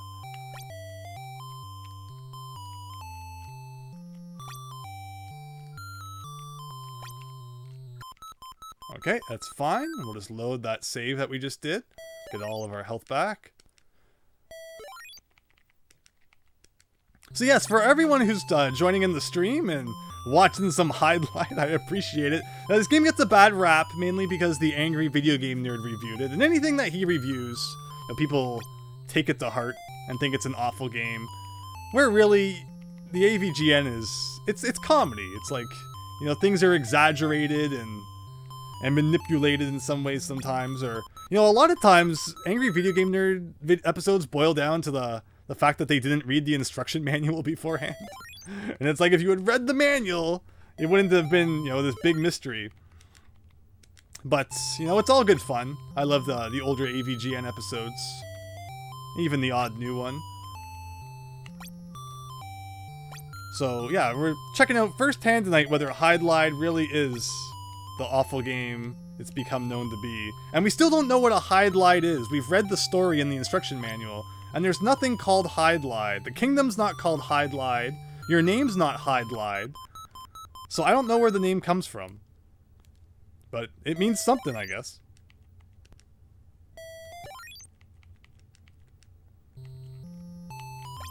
I'm just gonna stand here, actually, and let the guys come to me. That seems like the most logical thing to do.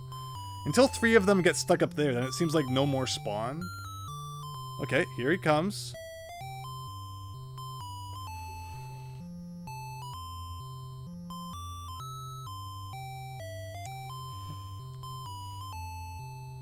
You think Hydlide is okay? Yeah, so there's also a Sega Saturn one, huh? That's interesting.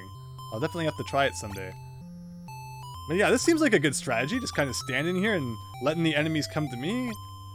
Am I getting experience from them, even?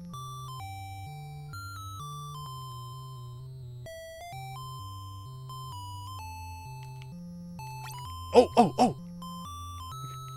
Okay, so I'm gonna save. No guarantee that if I load it will even be there still. What is it? What is it? I can't open it! It's not opening, so you must need the key then. I mean, I'm assuming that, you know, the instruction manual says that there's a key. So I'm assuming that the purpose of that key would then be to open the chest. But okay, if we... Are you serious? Here's the question then. Will the chest still be there when we load? No. Okay, so if we want the chest to appear, we can kind of just stand by that hole and kill enemies until it shows up. Now we know. Ugh.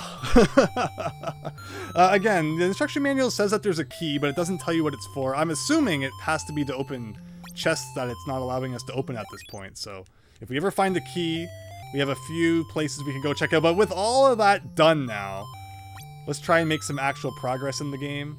Or maybe we should just be grinding. Actually, I should probably just grind the level. I'm sorry to disappoint you all, but we're going to grind one more level by standing here and just getting unsuspecting enemies that come by. This is giving me experience, right?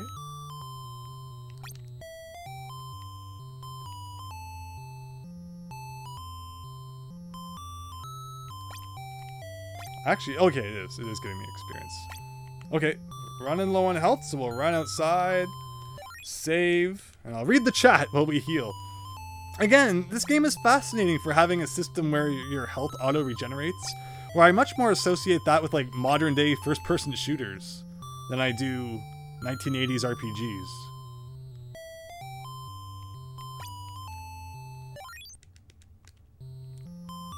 But if you base our progress through the game based on how massive our life bar is, it looks like we're about halfway through the game, so, you know, that's something.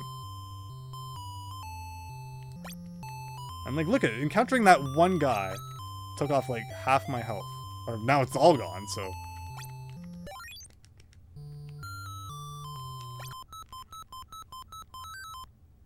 Okay, got killed by the easiest enemy in the game, which is never good.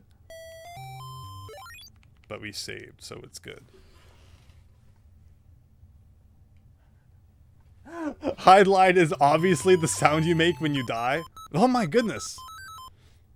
So again, the way that you attack enemies is you hold A, and that thing at the bottom right that says defend turns into attack. And then when you run into enemies like that, you theoretically deal damage to them, but sometimes you still take damage yourself, so. It's unfortunately not nice like a Legend of Zelda where it's like you press A, you use your sword, and it's very obvious.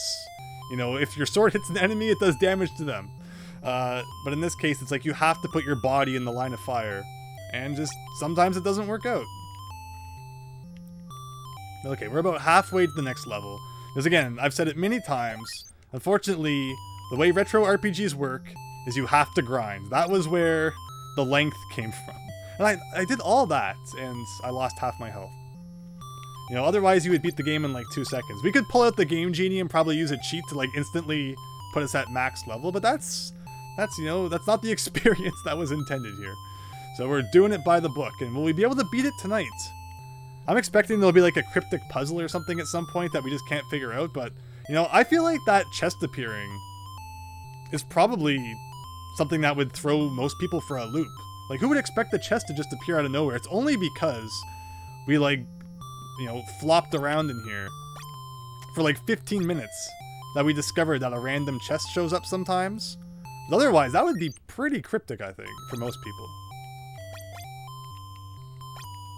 But yes, I swear someday we will make more progress. And when you go down into this tunnel and come out the other end, I figured you would come out the hole on the other side of the river, not in some random desert area. But, you know, it's Hydlide. It doesn't have to make sense, I guess. Wow.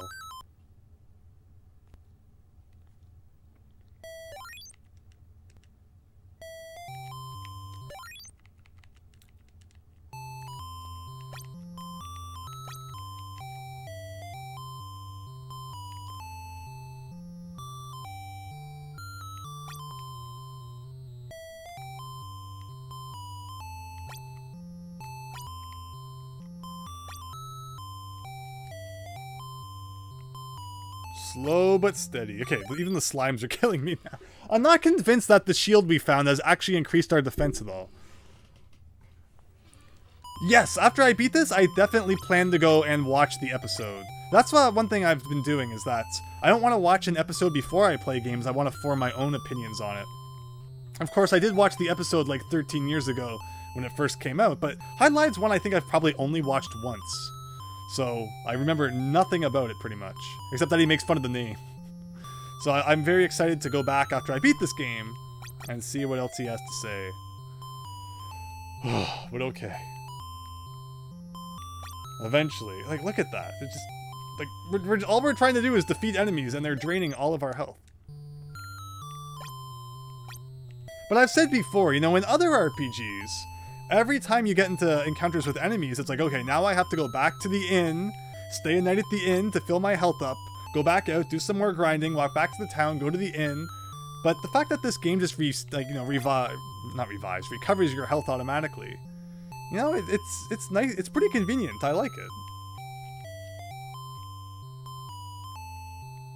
Unfortunately, there's no like herbs or anything to, you know, heal your items, you know, heal your health instantly. It'd be kind of nice. Herbs and spices. Who wants KFC? Okay, we're almost at a level. So close. Over halfway. As long as the game doesn't glitch again. If it hadn't glitched, we'd probably have enough experience by now, but... Anyone who wasn't watching the stream earlier, go back about 20 minutes and you'll see something pretty hilarious. And then come back to live. Right after we get this level.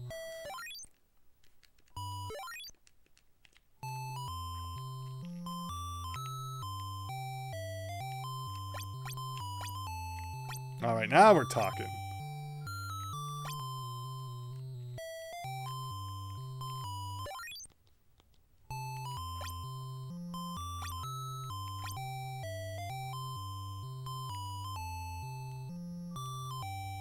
But yes, this is one of those games where, unfortunately, the same song plays through the entire game. So, you know, it's not a bad game, but that's certainly one area where I'll knock at some points, because it's ridiculous to only have one track throughout the whole game. Okay, that experience bar is so close. We are almost at a level, and then we can finally see what else the game has in store. Someday. Diego, yeah, you learned English watching AVGN. That's so cool. That's the best way to learn a language. Two of the best things you can do are A, set all of your electronic devices to the language that you're trying to learn, so that you're constantly seeing that language in your daily life. And B is, yes, find, you know, a series or something that you enjoy watching that features that language, and that, you know, encourages you to, you know, keep listening to it, keep enjoying it, and, you know, eventually you start to catch on. Okay, so close, so close.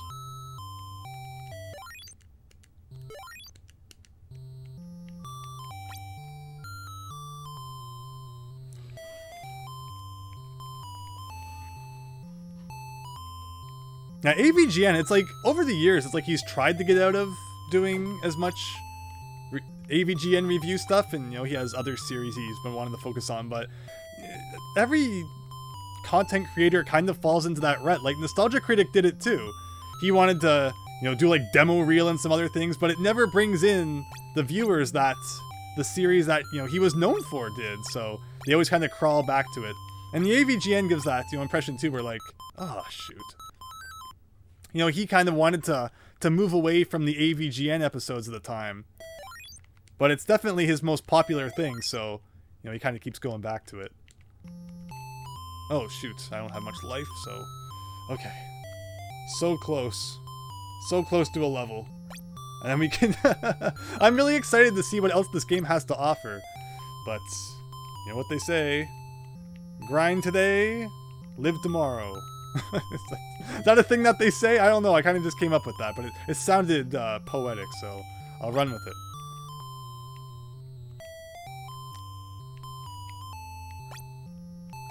Oh my god. Like, I just killed 2 enemies and they drained all my health.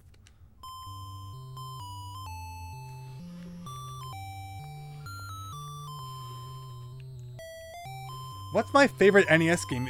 Yours is Final Fantasy 1. That's a very fascinating pick for a favorite NES game. I really enjoyed Final Fantasy. I think I enjoyed the Dragon Warrior games a bit more.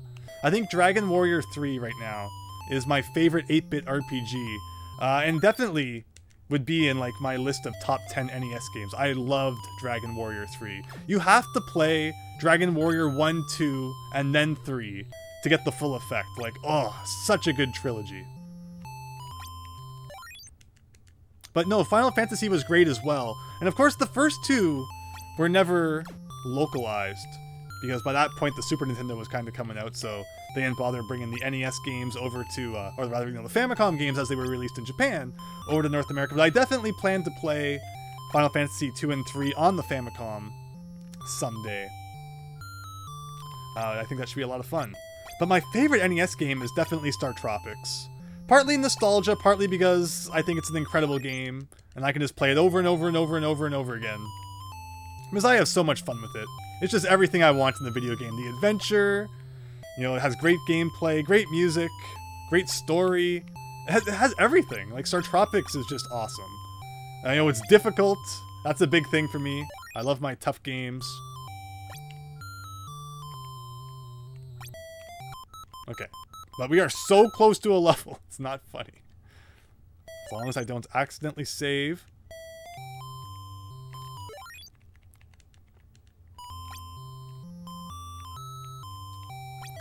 Ugh. Okay. I'm trying to push it, but what I guess I have to do is go out and let my health come back one more time. And then we can level up.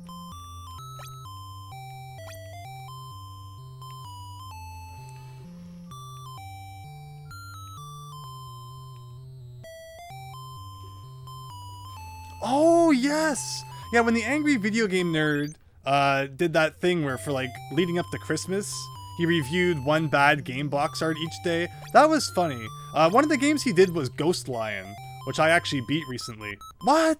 I died from nothing? That's the worst way to die.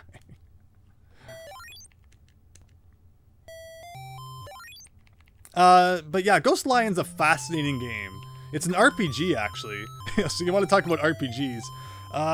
And it plays similarly to like a modern Paper Mario game where you don't level up from battles. Instead, you find items in chests that help you level up. I talk more about it in my my Patreon podcast, actually, where I go over all of the games that I've beat in the previous month.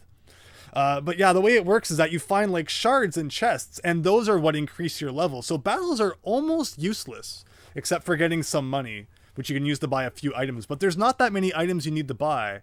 So battles become kind of useless. But the problem is that the run button in that game is kind of broken. It's probably like a 10% run possibility. So instead you're just stuck fighting all these tedious battles. And it's unfortunately not as good a game as it could have been, and as I was hoping it would be when I first started playing it, because the early game is good, but the late game is just painful.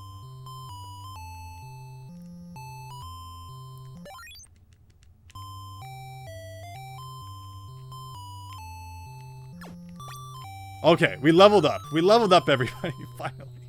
We finally leveled up. Thank you for your patience. You are all the coolest people. Now it's going to get full health, and then we'll finally see what the rest of the game has to offer. Oh my goodness. But it looks like, though, if I... Actually, I'm going to take a picture of this password, too, because you never know when we're going to have a freak out again with the glitching. This is the part when the nerd swears.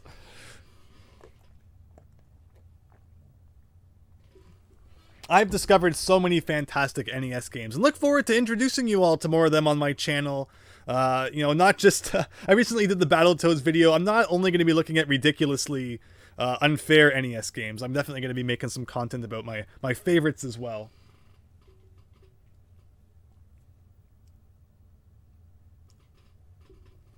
Oh, super Hydlide. Okay, so this is opening my whole like Hydlide world here. But let me count.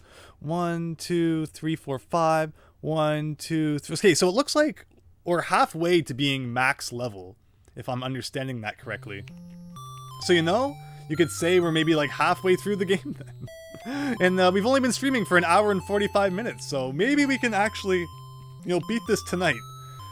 I don't know how long of a game it is. It has a password system, so you'd assume, you know, it's something that you're intended to beat in multiple sittings. But we're gonna try anyways. Okay, so here's another hole. I have no idea where I'm supposed to be going right now. Oh, we're in the water now, apparently. Okay. I don't know what I'm supposed to accomplish by being... I see a serpent or something, so we're gonna go the other way. I was not expecting to go into the water. Of all the things that I thought was gonna happen in this game, swimming was not one of them. But I have no idea how I'm supposed to get out of the water now.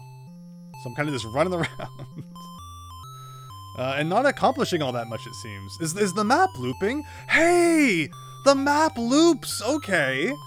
So there you go. As I was really curious, like, how big is the map? But okay, it loops from one side to the other. Fascinating. Fascinating.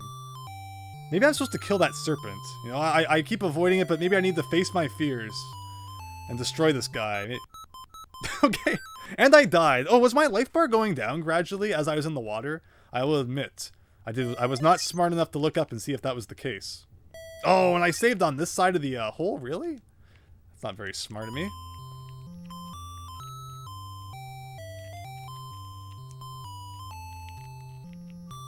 Okay, let's actually save here this time. Yeah, I saw that they just added some new Genesis games. That's great. And it was a few months ago that they actually added some more NES and Super NES games. I really hope that they don't forget about those consoles too.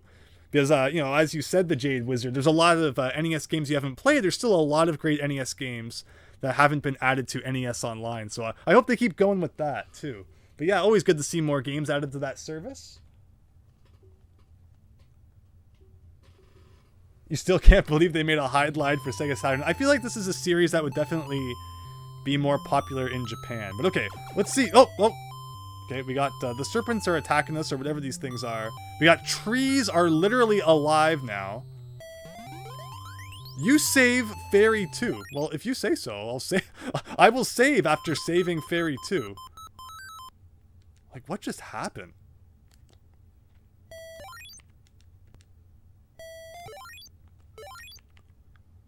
Like, if I go to item now, I have a fairy now. Okay. So again, according to the instruction manual, it sounds like we're looking for 3 fairies and maybe 3 jewels as well. It's not entirely clear.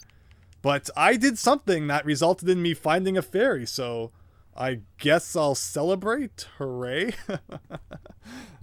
I have no idea what I did, but I'll take it.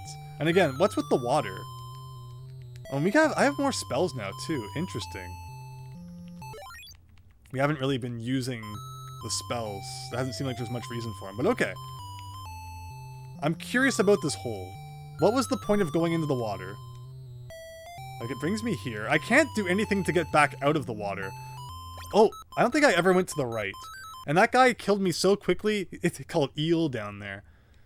I don't know if he's above my level or if I just didn't get a good hit on him. So we'll try that one more time. I'm actually also going to let my health refill on the grass here before I do anything else. Actually, I can let it refill by this hole because there's grass over here if I don't get killed by the worm first. Fascinating.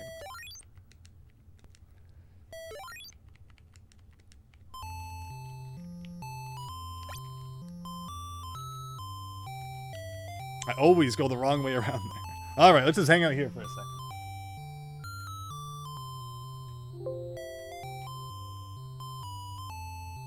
You don't consider... Okay. Do I think Zelda is a JRPG? Ugh. I don't stress too much over, like, the genre of what different games are. Like, I don't know. Is Zelda an RPG? It depends... Oh, okay, there's a castle with a dragon going around. I feel like this is not where I'm supposed to be at this point in the game. So, I'm gonna stop pushing that. I'm not going in the water right now. We will, you know, explore elsewhere. But when you think role-playing game, to me that, you know, role-playing implies putting yourself in the role of the main character. So pretty much any game where, like, you name the main character is a role-playing game because you are now the main character. So in that way, Zelda is an RPG. But then Hydlide's not an RPG because you don't name the character. It's just like a, you know, an adventure game. So I don't know. Like, you can stress all day about the semantics of what an RPG is, what's the difference between an RPG and a JRPG, but I feel like you don't get very far, and you know, those conversations aren't overly meaningful. It's just like, you know, it's a fun thing to discuss sometimes, but I don't concern myself with it all that much. A game is whatever you prefer it to be. Okay, so we're not going into Watertown right now. Instead, we'll explore more over here. So we'll save and go over here. And what can we find in this area? Another hole that we can see. Oh, okay, we have chests everywhere. Did that have anything in it? It's just like an empty chest? Like that? Yeah, it usually tells you when you pick something up, so they were all empty, I guess. Although this place definitely gives the impression that there's a secret. Oh, okay. I couldn't even tell that at first. It scrolled upwards. I wasn't. I didn't notice that. So there you go. There's another hole we can go in. But all right, let's try that again and not get killed this time.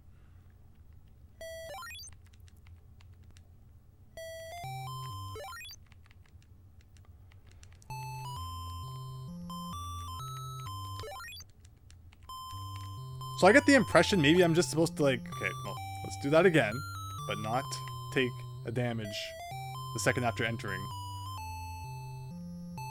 I'm just gonna pick up all the chests and see what happens. But that's wonderful to know that there's fake chests now, just in case things weren't tedious enough.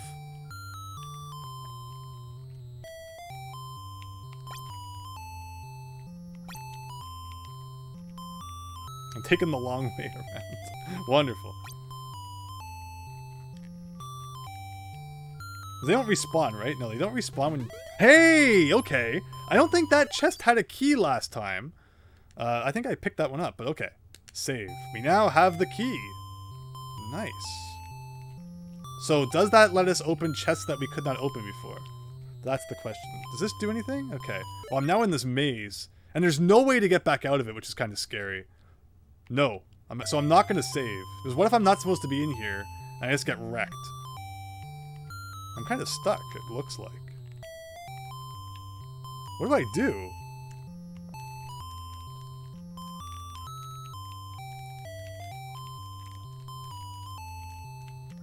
Oh, okay, well...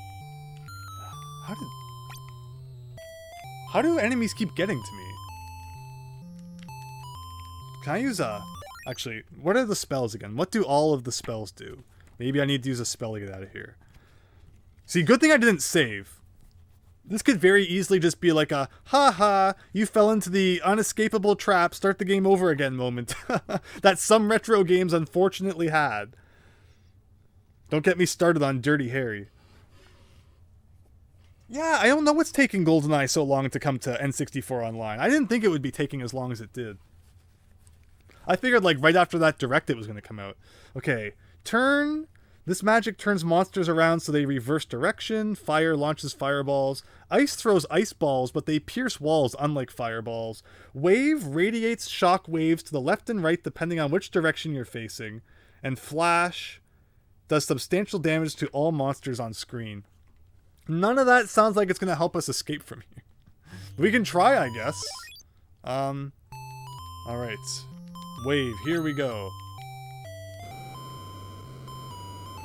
Okay, well, it did that. And it did that. Fortunately, this doesn't seem to be doing much. Am I just blind? Like, am I missing an exit here somewhere? I don't see a way to get out of where I'm currently stuck. I really don't. So if I'm missing it, please feel free to point that out in the chat.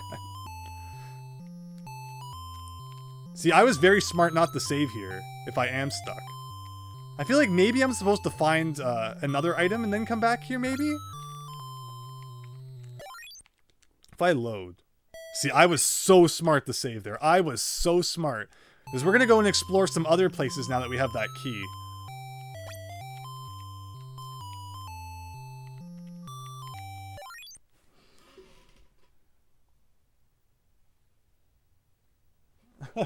The Jade Wizard, the haha room is terrifying. Dirty Harry is an awful name. And I still remember the passwords for the later levels. One of them was Misty.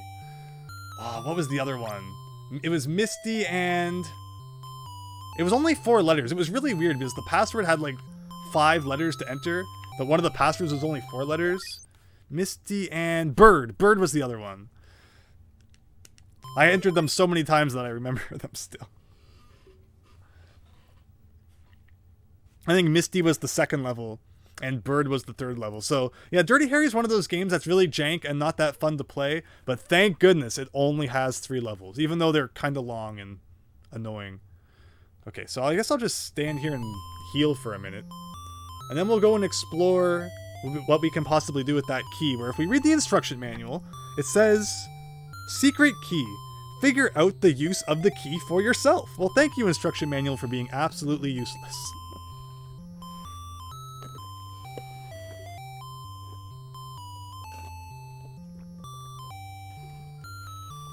It's coming to Rare Replay, like as an update? That's interesting. That game came out so long ago, you'd never imagine it would get updates still. So, how's everyone enjoying Hydlide? Just the thing to, you know, make your Saturday evening even more fun than it already was. I don't get what was with that maze I entered. That had, like, no exit. Very scary. Okay, let's get to the other end of this thing. Not like that.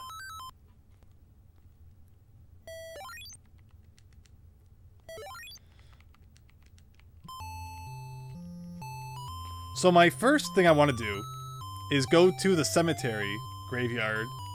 Are they synonymous, or is there a difference between the two?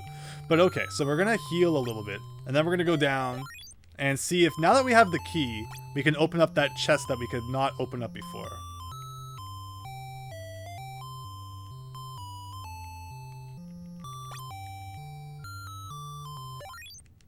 I'm also going to put the password on screen in case I need it. Okay. So there's the maze we were stuck in. Very scary. And here is the graveyard. There you go! So with the key, we can now open chests that we could not before. And I think we all know, where one more chest is that we need to open. And that is inside this hole. So we have a jewel now, which goes into our inventory. Is there an entry in the manual for that? 3 jewels. The 3 jewels play a very important role in the legend of Hydlide. Well, wonderful. Doesn't help me out all that much, but I guess it is what it is. I meant to save when we got full health, so we'll save now. Okay, so we got 1 jewel and 1 fairy. And it sounds like there's 3 of each of them, so we're making progress. We are making progress. 2 hours into this game. We had some technical difficulties, so we've really been playing for like an hour and a half. Let's see how much longer it takes to beat. And then I will never have to play an NES game that starts with the letter H again. Okay, so actually the strategy to get the chest to appear was just me hiding at the entrance here and killing any enemies that came into my territory. Well, I kind of want more health, so I'll stand around here for a second. The graveyard hurts you if you stand in it. Most things seem to. I cannot stand games where your health just goes down for no reason. Have any of you ever played Dragon Power? Awful, awful NES game. And it is just one of those ones where it's like your health is constantly draining.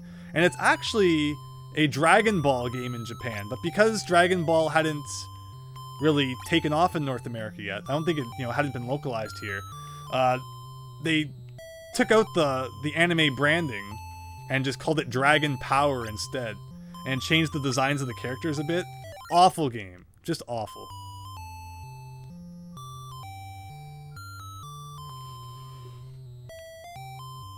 Dirty Harry, another good AVGN episode, yes. Although, yeah. Not a great game. Oh! Okay. Chest is there. We got a ring, and that, to me, I believe, according to the manual, is another one of the jewels. Because the manual under the jewel section shows a diamond, a ring, and then like another kind of diamond. So, I guess that's 2 of the jewels. So we're 50% of the way through the game. 2 jewels and 1 fairy. And there you go. I died, but I'm pretty sure I saved after we got the jewel. Very good. Okay, so what else can we do now, I wonder? Shoot.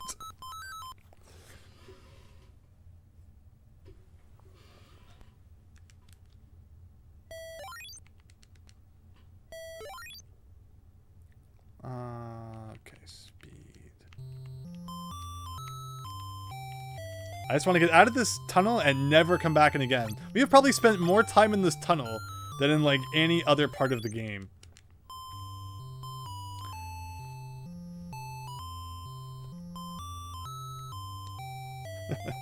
So has everyone memorized the Indiana Jones music yet?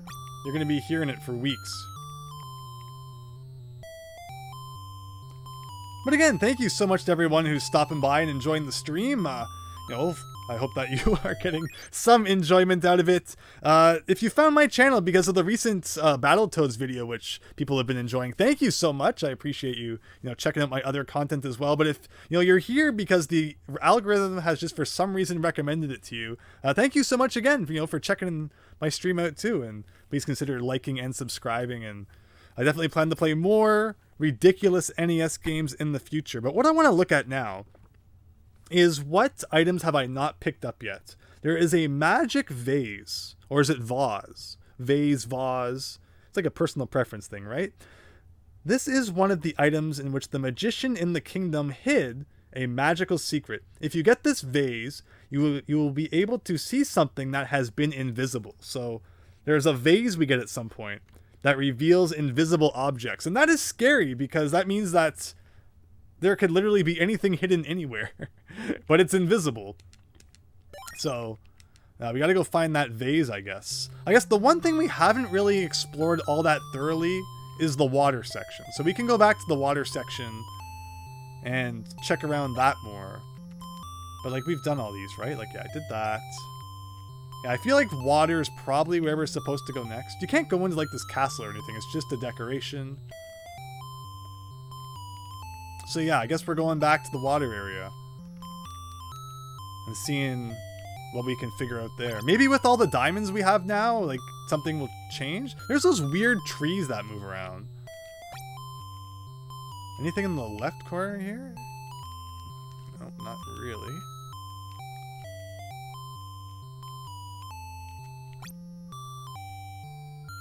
But okay, see, like, there's that maze. But from the section that we got into it, like, there's no way to get out of that portion. So maybe we need to find that vase before we go into the maze. Wait, can I go around this way all this time? Whoops! There's a whole section of the game I accidentally hadn't found. My bad. It's kind of a narrow passageway, and I didn't see it. I'm sorry.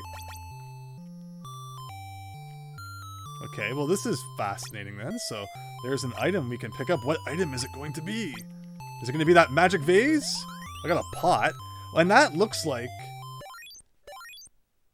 the graphic that is used for the magic vase in the instruction manual. So that is probably the item that will reveal secrets. And if you look now in the maze where we got stuck, there is a hole that leads down. So we were literally stuck because we did not have that vase. And if I had saved there, we never would have been able to escape. Amazing. Beautiful game design.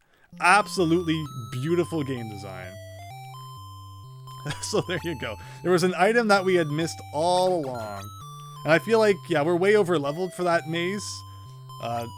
Those are probably guys we could have trained on in the past, but oh well. Like, yeah, see how I missed this? It's kinda hidden. But okay, there we go. We're making progress. I meant to stand outside and get some health back.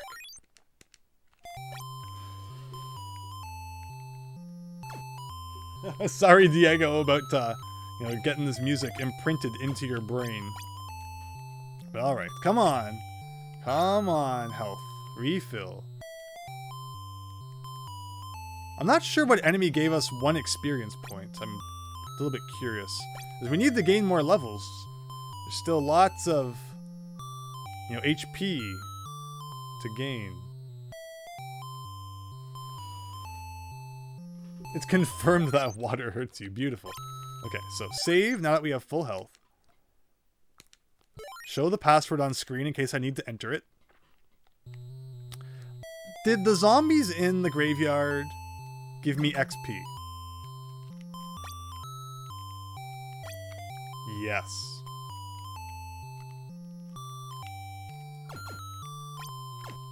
Actually, if that's true, then the guys in here probably still give me XP, right? If I grind long enough? Maybe not. That's weird that the zombies would give me XP, but not these guys. Regardless, though, we'll try and see what we can do without grinding. It just seems like the water part's going to be a little bit tough. Because, yeah, I'm not entirely sure what it's expecting there. But then again, because we picked up that vase, we should do a quick scan of the overworld. Like, I don't think these rocks were moving before. In case anything's changed. I know last time we found the fairy, we just, like, touched a random moving tree. So if we just touch one of these rocks randomly, will we get a fairy again? I still don't quite understand why we got the fairy.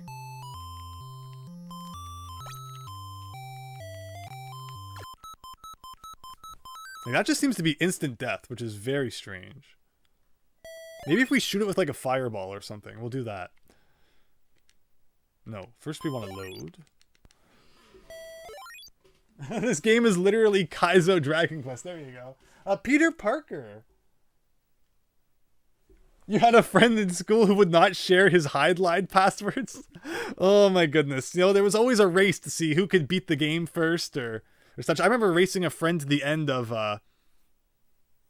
Wind Waker. We kind of got into a bit of a competition to see who could beat it first. And then the friend, we were both getting like right to the end and he got suspended from school. So he got grounded and couldn't play Wind Waker anymore. So I won that challenge. But yeah, so that's the story from the schoolyard. But thank you, Peter Parker, for stopping by in between your Spider-Man escapades. Okay, so we got sentient rocks, which I guess we'll avoid for now.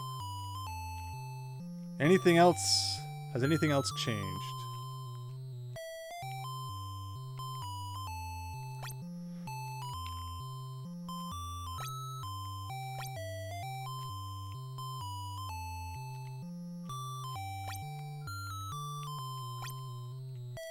It always feels good to go back to a part in a game that you struggled with before and just like steamroll over everything. Oh, yeah, those zombies are still pretty tough. So I want to not load my file right now. And I want to go up to the top of the map. Is there a sentient rock if I don't load? Yes, okay, so that rock was not new because of the vase that we found. Got it. Okay, so let's go to the water section then. I think we've done just about all we can do there then. Now we're here. So let's save on this side of the tunnel because something like that can very easily happen. Guy comes from off screen, you have no chance to see it, and immediately wipes you out.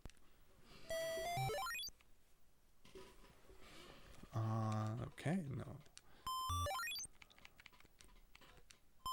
no. Do these guys give me experience? Okay, they do. So I could grind here for a minute. This is actually a pretty easy spot to grind until, just for no reason at all, they take off all your health. And you can't... Like, you can regain health when you stand on the dirt, but it's super slow. If I go to the other side of the sand, there was actually grass. So, if I go over here... Oh god, not the sentient trees. I can kinda... And I can run over to the grass and heal. So, I think we're gonna grind for just a minute here, everyone. I know it's not... It's nobody's favorite part of the game. But, you know, it's worked well for us so far. There's just a time when you gotta admit, it's grinding time. Whether it's fun or not.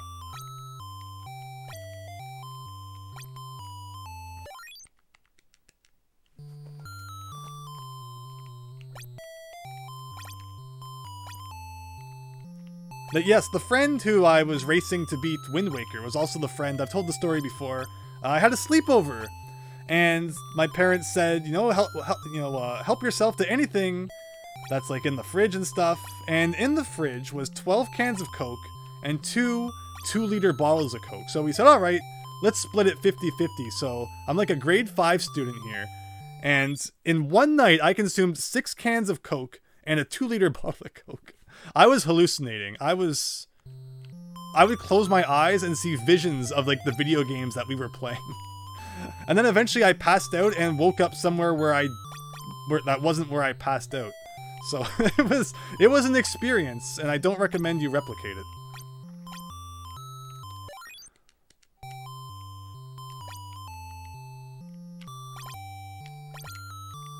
But I've never had a sugar rush since, so I think it made my body immune to sugar and caffeine.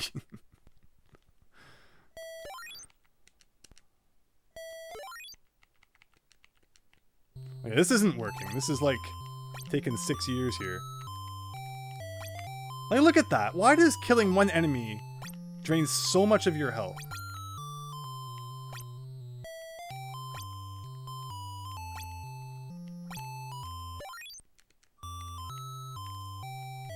So on a scale of 1 to 10, I'd say this game's about a 3 for how streamable it is. Not for like how fun it is. This game is fine. And I've said it a couple times, but just in case we have any new viewers here, this is probably my favorite NES game that starts with the letter H. It's better than Home Alone. It's better than Hollywood Squares. It's better than Hunt for Red October. It's better than Hook. It's better than Hudson Hawk. So as sad as that might sound, this is the best NES game that starts with the letter H. Ugh. Which is such a weird thing, because every other letter has had some, like, at least a few really good games. But not H. Not H. Like, these guys aren't even giving me any experience, and yet they're coming out of everywhere. Maybe I'll just forget the level up idea. It's taken so long. Did anything appear in this area? Look at those guys over there. We haven't seen those guys yet. If I go into here, and I now come out the other side of this cave, it brings us here, where we could not escape from before, but there's nothing else to do here. Oh, there is. Oh my goodness, it's a shortcut. It's a shortcut to the other side of the map, and I didn't even realize it. Did any of you realize it, or am I just really dumb?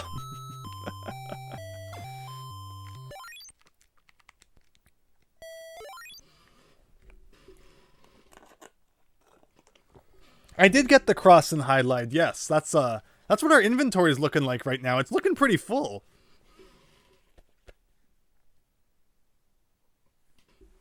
One night you were so obsessed with buttered toast that you ate too much and almost threw up. I get it. I totally get it. Buttered toast is awesome.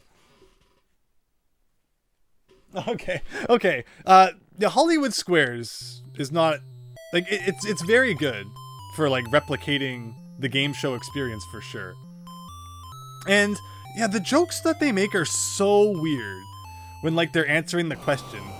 Like, they'll say something and it will have no idea. Oh, you can get out of the water there. Okay. And it will have nothing to do with what they actually mean.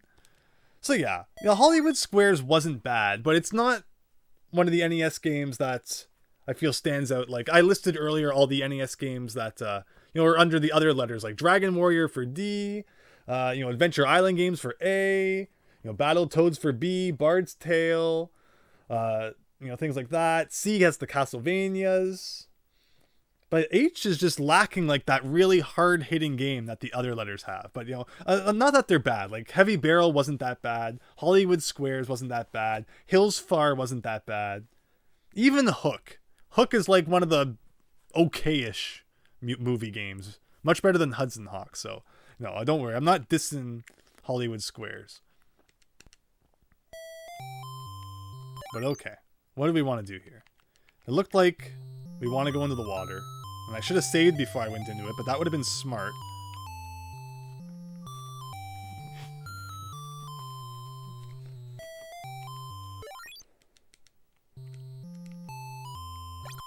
And then immediately ambushed by the eel.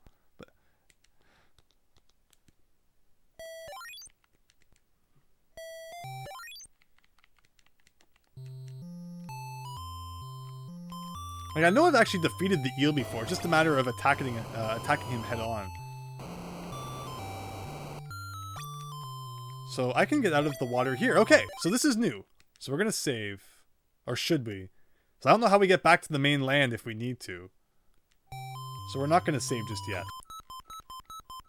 Before I do that, I'm going to write down our latest password. So that if something does happen and I can't get back to this side of the map, at least we have that as a safety net.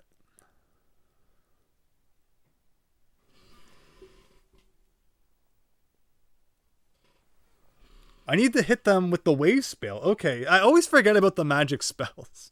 I just don't think about them.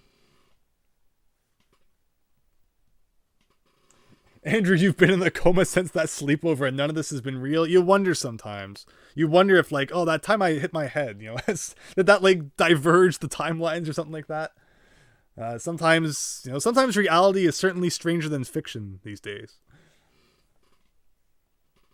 And before Andrew was Ash Ketchum all along. Man, as a kid, I wanted to be Ash Ketchum so bad.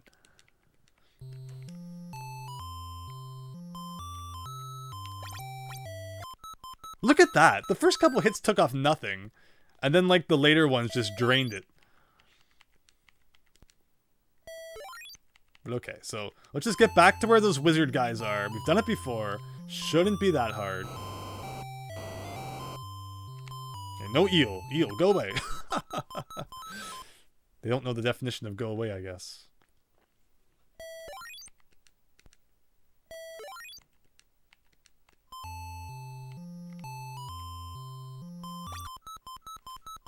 How was I supposed to prepare for that?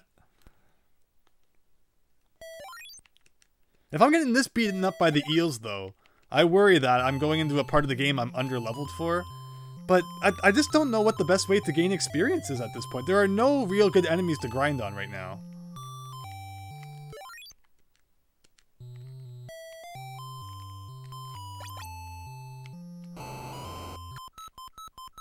Like, yeah, I feel like I'm in a place I shouldn't probably be.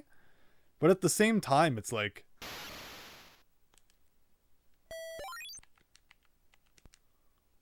We'll take it slow. How about that? And is instantly killed by a wizard guy after loading. Perfect. You still can't believe I crashed the game? Yep, happened on stream for everyone to see. Everyone's gonna think I... You know, don't clean my cartridges and then I blow into the console or something. Yeah, I'm obviously... So I'll use the spells. Yeah, exactly.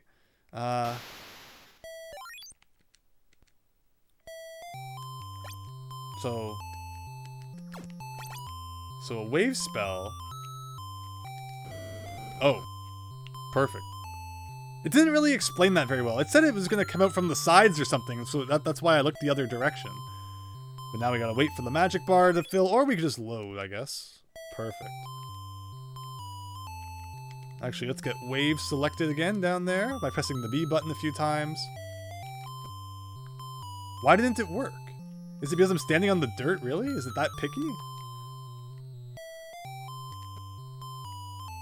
Why is wave not working now?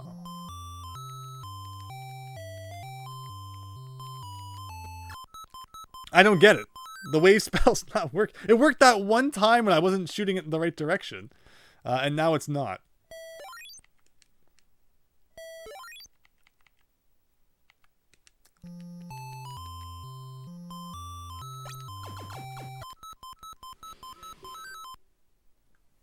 The wizards can't be damaged by normal means. Got it.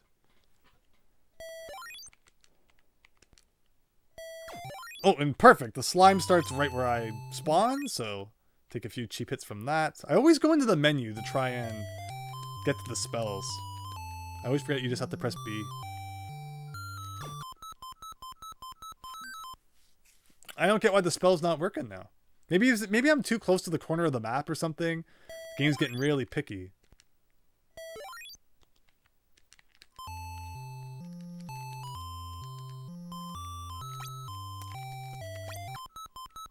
No, it's not working now. And it definitely worked a couple minutes ago. You also have to kill at the same time to get a fairy. Just saying that so you don't get stuck. You'll stop back. That's really random, but it's good to know. Thank you. But why? Do you know why the wave spell's not working?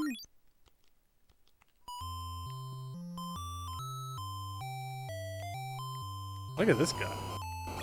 Okay, well, I just killed him for some experience. That's kind of nice.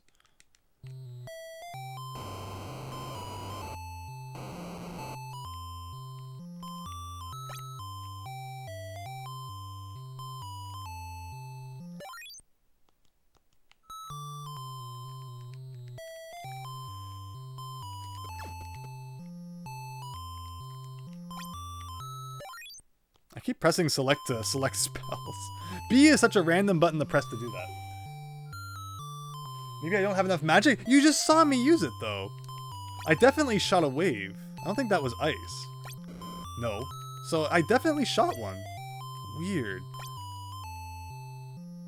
Is if I can select wave, it means I have enough magic to use it.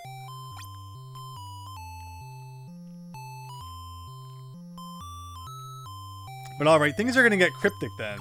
Where it's like, kill this enemy in this specific way to get an item. Gotcha.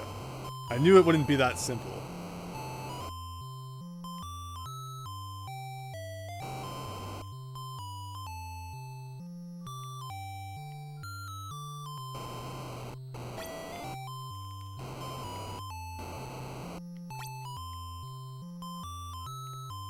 These blue guys seem to be the best way right now to get some experience, actually.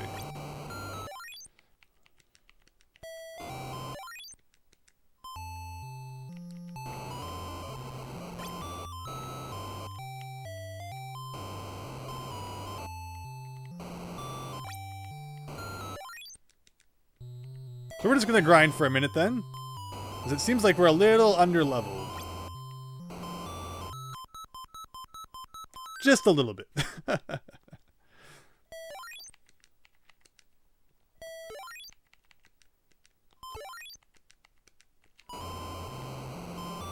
I understand why they give you passwords now. This is not the kind of game you probably want to beat in one sitting. Even if it's just like, you know, you go and take a break for an hour or something and come back. The music starts to get to ya. Your eyes kind of start to bleed as everything's like so bright.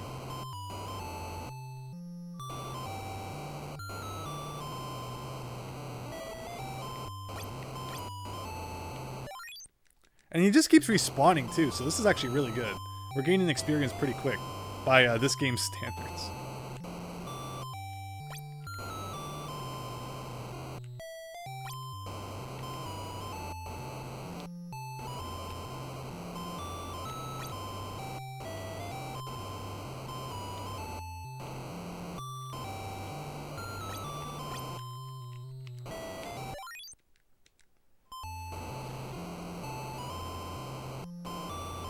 You thought Mother 1 was a tough... Oh, I looked at the chat for 1 second! The 1 second I look at the chat, he comes and ambushes me, but that's why I've been saving. So I mentioned in my video about beating 250 NES games that Mother 1 is probably one of the easiest 8-bit RPGs I've played, but you just have to grind. It's unfortunately a reality of NES games, is that you have to grind. When I beat Mother 1, or when I beat Earthbound Beginnings, I played it on the Nintendo Switch Online, Nin10 was level 42. I hear other people try to beat the game when they're like level 20 something, and it's like, well, that's the problem, right? Now everyone wants to rush to the end when the game NES RPGs were designed that you had to grind and level up. And if you try and get to the end of the game when you're under leveled, well then, you know, it's it's not going to be fun. Which I understand, you know, it's like pick your poison because grinding isn't all that fun either, so.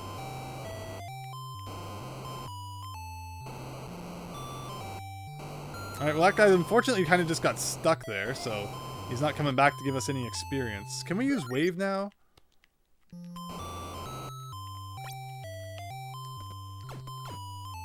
Nope, it wasn't working again.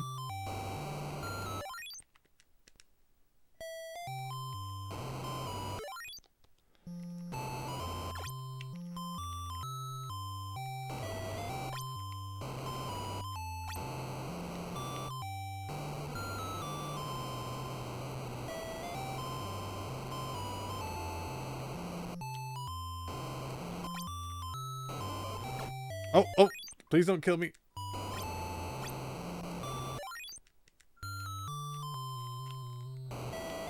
All right, we're over halfway to another level, so I like this guy. This guy is helping us out quite a bit.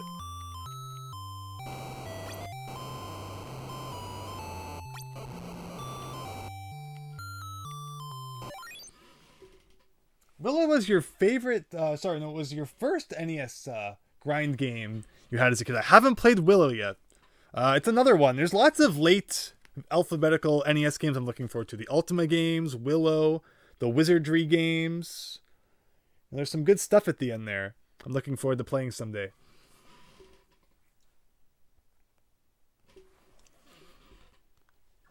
Okay.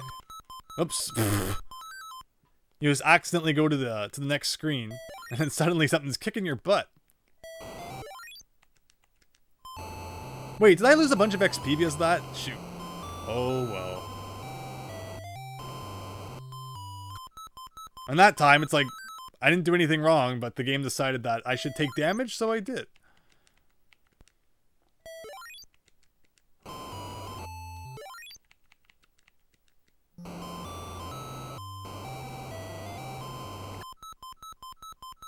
And I was just kind of trying to let myself get some more life back before I went into attack, but he came to attack me instead. Oh boy. Oh, I always love spawning and being killed instantly. Beautiful. Because, like, the position of the enemy is random, right? So, it's funny how that can happen. But alright. Let's get some life back, and then go beat up that guy a whole bunch of times. I'm gaining a level, because we definitely need to level up a little bit. Okay, that took off a lot of health.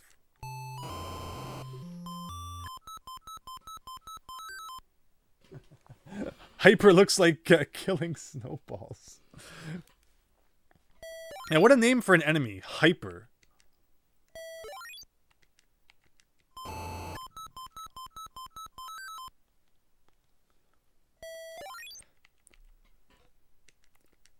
The one break you get from hearing the Indiana Jones theme is when we die, so in a way, it's kind of like giving our ears a break every time I lose. Oh my goodness.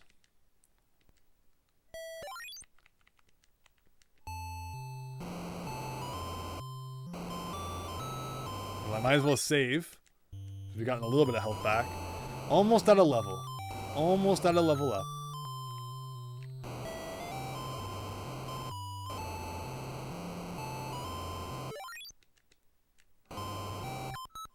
What? Oh, did the dragon get me? Whoops. I hope I didn't just kind of soft lock myself. That would be really bad. Okay, thank goodness.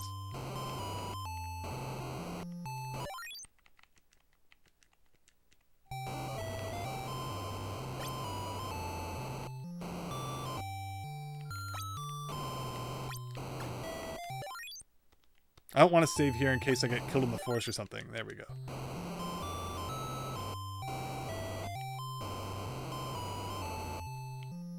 Almost at a level. Almost.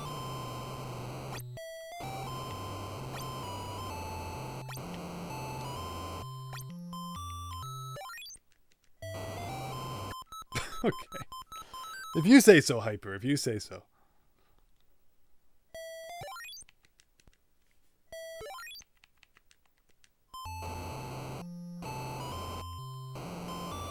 Speaking of snow, has it been snowing where anybody else is lately? Here, where I am, we've gotten quite a bit of snow over the last couple days. 2 days ago was particularly bad.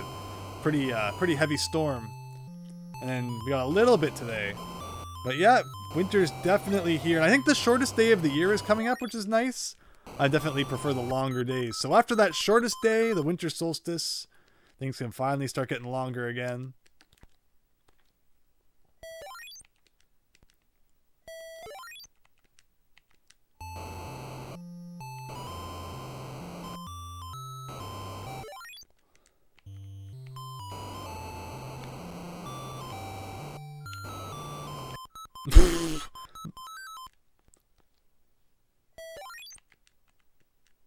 Load, no. Yes, please. And then this one, do that. Okay. Just a few more kills. I don't understand how he can come up to me and kill me so easily sometimes. Very strange.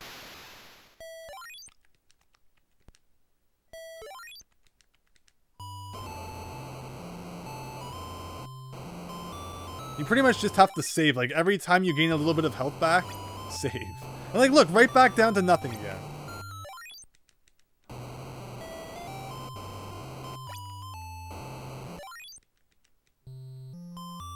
Oh, he's stuck over there. Interesting.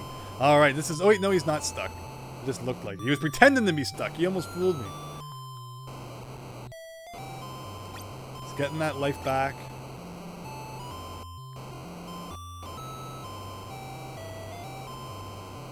Perfect.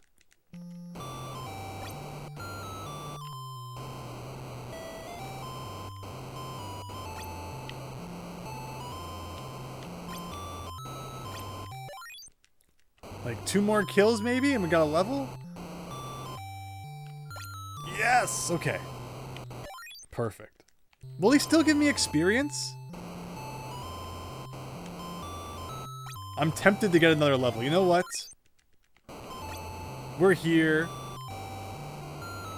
We have more life than ever. Let's get 1 more level. This guy is like such a nice grinding spot. That's, you know, I realized this from the very beginning. We were going to have to grind sometimes because that was how you made your game longer back in the day. You know, you just forced the player to have to kill a bunch of arbitrary enemies for no reason. And suddenly your, 30-minute game turned into a 30-hour game. But look at that. We're already like a quarter of the way to another level, so this is definitely worth it. And we're stronger now, too. So we're like not losing as much health. It's all good.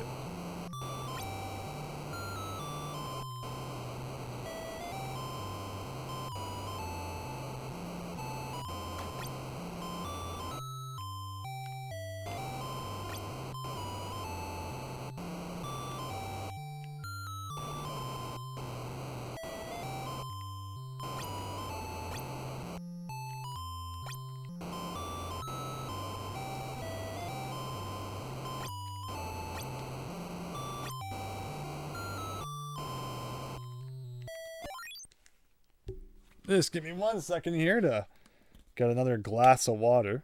I should press yes on that.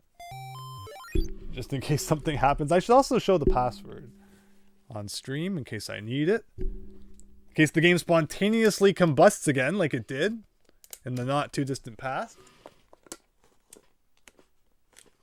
It's never snowed where you are.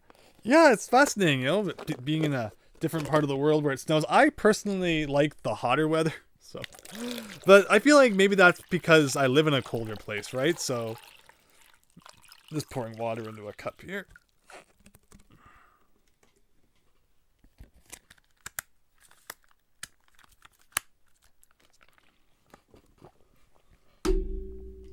But yeah, living in a colder place, it's natural to like warmer places where if you live somewhere where it never snows. That's why you see in the movies, people are like, oh, I wish I had a white Christmas. It's like, well, if you had a white Christmas, you would know it means shoveling and slippery roads.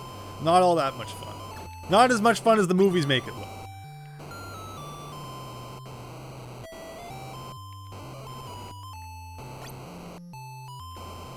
But yes, hits from behind on the enemy are obviously better. But it's a lot harder to get hits from behind, so just taking what I can get.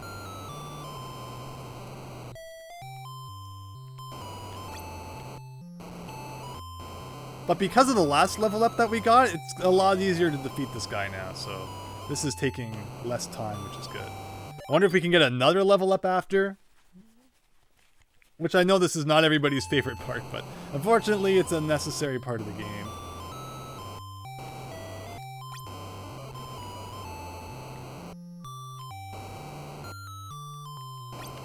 What time is it anyway? 2 o'clock, not too bad. Hope you're all having an excellent Saturday evening. I know that's when you woke up today.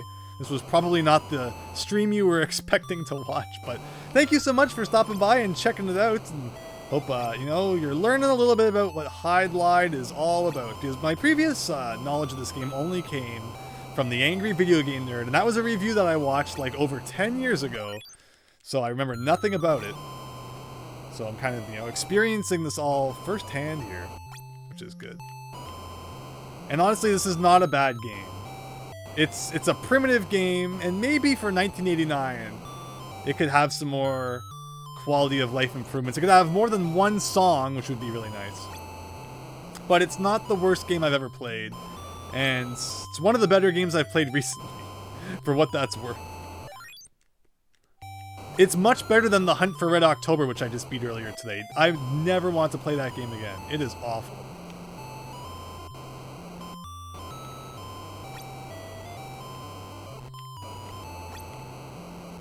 Alright, like a couple more kills. Couple more.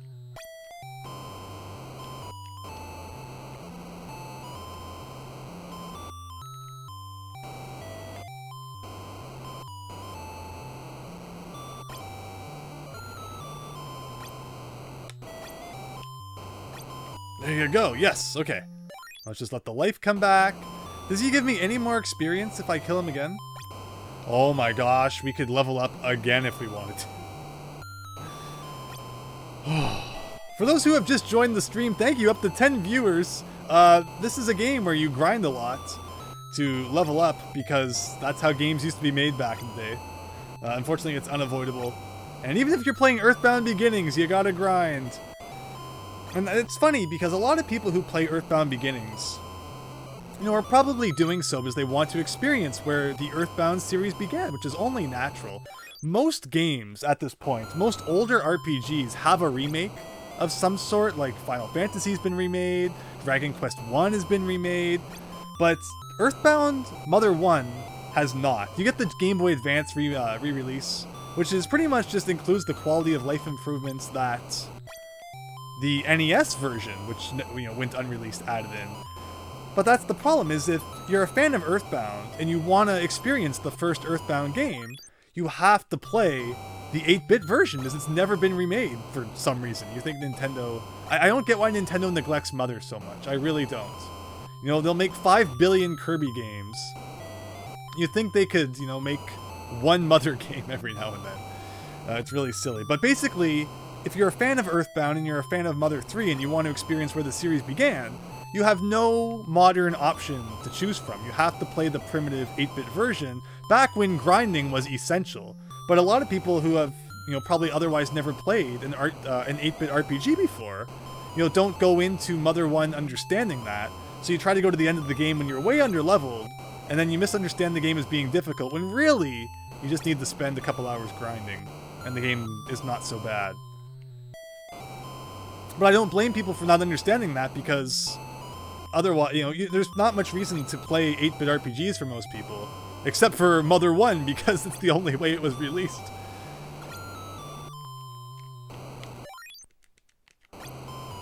But like when I played Earthbound Beginnings, I had already beat all of the Dragon Warrior games, 1, 2, 3, 4. I'd beat the Bard's Tale. I'd beat Destiny of an Emperor. So I understood that if you want to get anywhere in an 8-bit RPG, you have to grind. So Earthbound Beginnings was really easy for me. But again, I don't knock people who have trouble with it because, you know, you're basically being forced to play a really old game when that probably wouldn't be your, you know, game of choice otherwise. But I say all that as we are now here kind of just grinding away in Hydlide.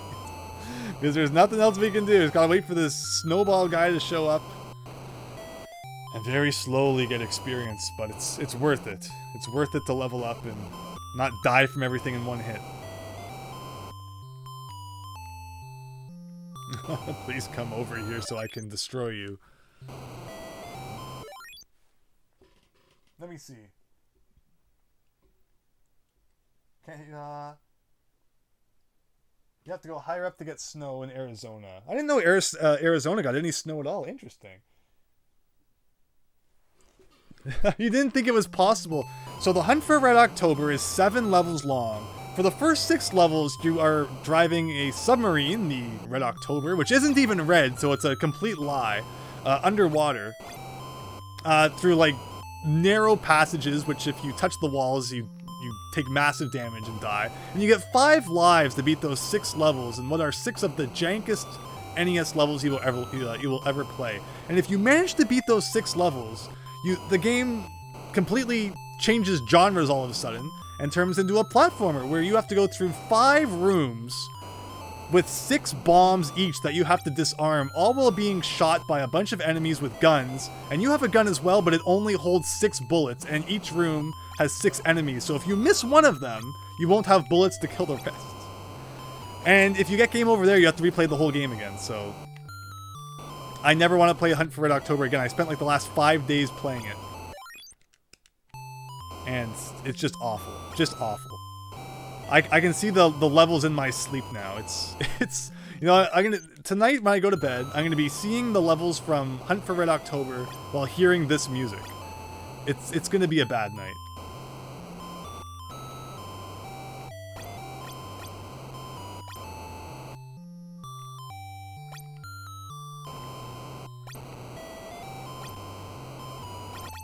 Whoa, I don't even know what was going on that screen, but...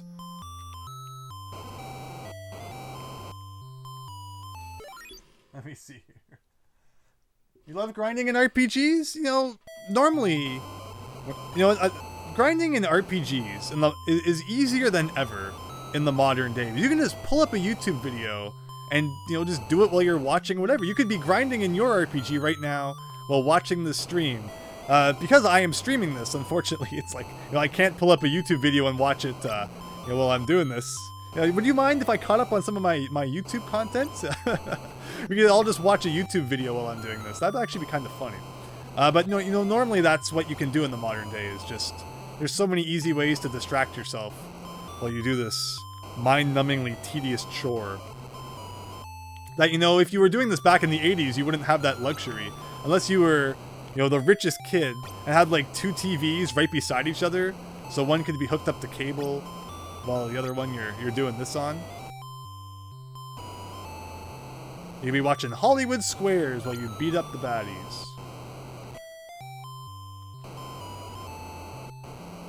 But okay, we're almost at another, you know, at another level. That was really bad. Wow.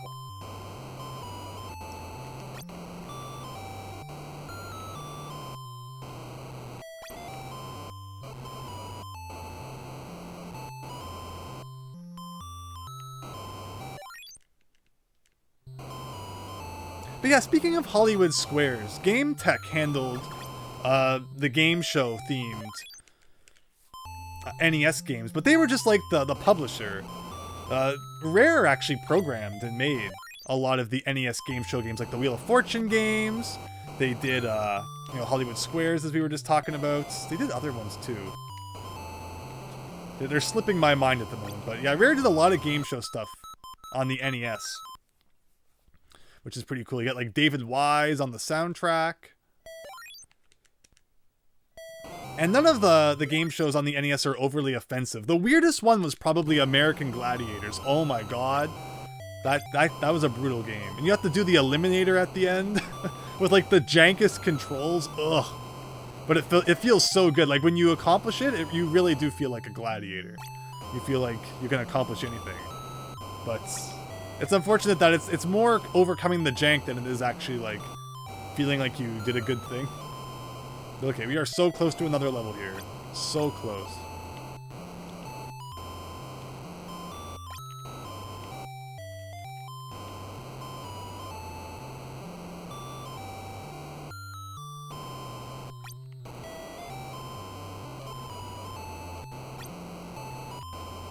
See, I'm just being silent here so you can all appreciate the incredible Indiana Jones music.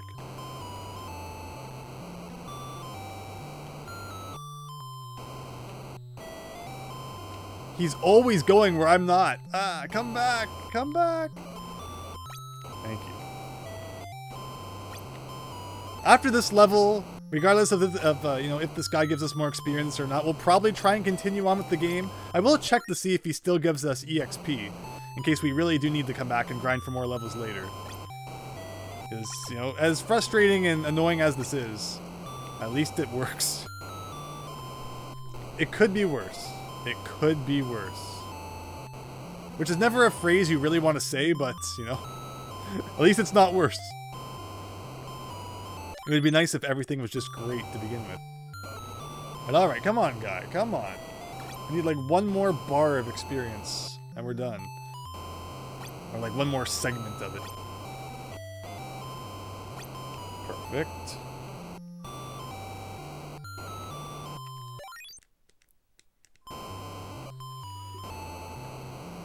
Salt Lake, Christian, it snows. Very cool.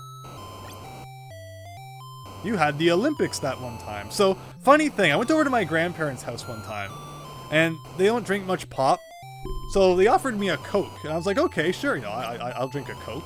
So they hand me this bottle of Coke, and it tastes awful, like the most putrid thing I've ever drank. It was like the year 2010 when this happened. I looked down at the bottle, and it says, win a trip to the 2002 Salt Lake Olympic Games. I was like, I have to go throw up. It was disgusting. I drank 8-year-old Coca-Cola. They had just found this like bottle of Coke in their pantry that had been there for like 8 years, and I drank it. I didn't down the whole thing, thankfully. It just took a couple sips, but you know, I guess like alcohol, they say it gets better with age, but Coca-Cola does not. It was awful. You might start a Nuzlocke, the Jade Wizard. Cool. You prefer this theme to the Ghostbusters one? Yeah, I can agree to that. Whoa, whoa, don't get away from me. I'm just gonna let my life go back up, and then I'll save, and I'll actually, we should write down the password too, just in case we have a conundrum.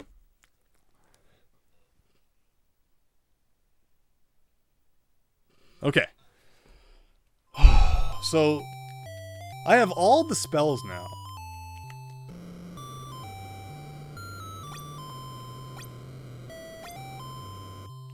Okay, but it did not work on the mage guys. I guess we have to use wave, which is fine.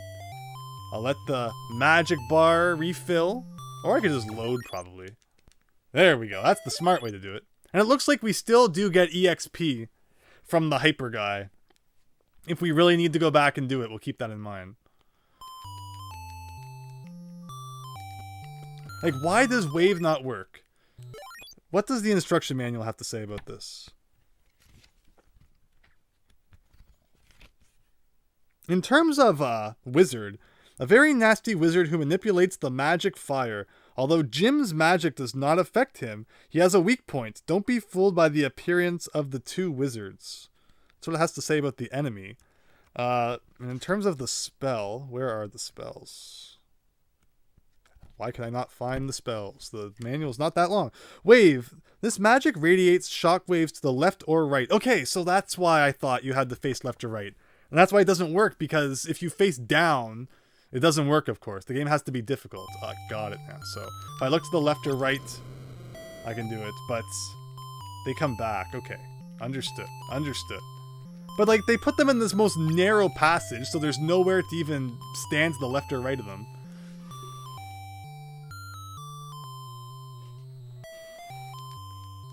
Okay, so... And, of course, they wreck you really quickly.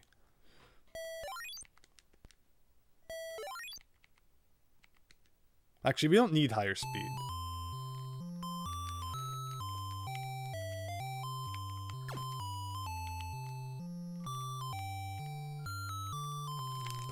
Oh! I got one of them. But then they respawn. Alright, drink time.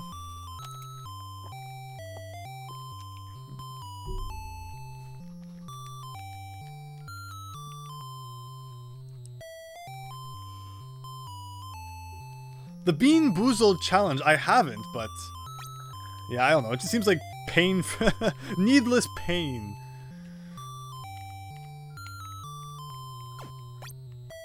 I don't get how you line these two guys up to hit them. Oh, so close! And then instantly wrecked.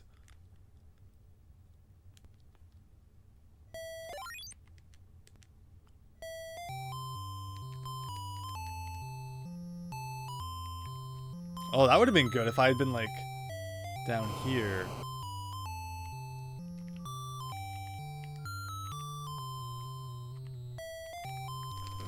Oh, oh, oh, oh, oh, oh, oh, oh! Yes! There you go. I'm going to save that. And also show the password on screen. Okay, so we have 2 jewels and 2 fairies.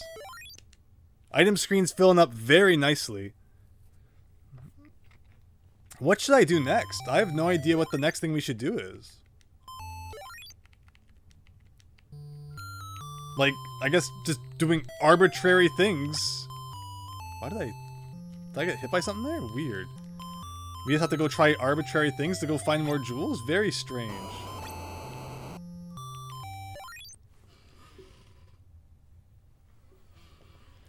When I was a kid, we took a family vacation through the U.S. and we did pass through Utah, yes. Now he can steal my password. No, no, no. Next time I show a password on screen, I'm blanking out the stream. No, of course not. Have fun with it. And that's the coolest part of passwords is, you know, you can share them around. You don't have to worry about the backup battery dying because, you know, the only thing that sucks about passwords is, you know, you have to write it down every time where you're used to. Now you can just take a photo or, you know, screen capture. So it's much more convenient than it used to be. Oh, and you can get out of the water here. Gotcha. And wow, those guys, even though we've done all that leveling up, still wreck you. But yeah, you can share your passwords with friends. You know, I could play this on my NES, and then, you know, later on play it on like my DS flash card or something if I wanted to, because I can just enter the password on that. Passwords have their benefits for sure. Although they have their janky side as well.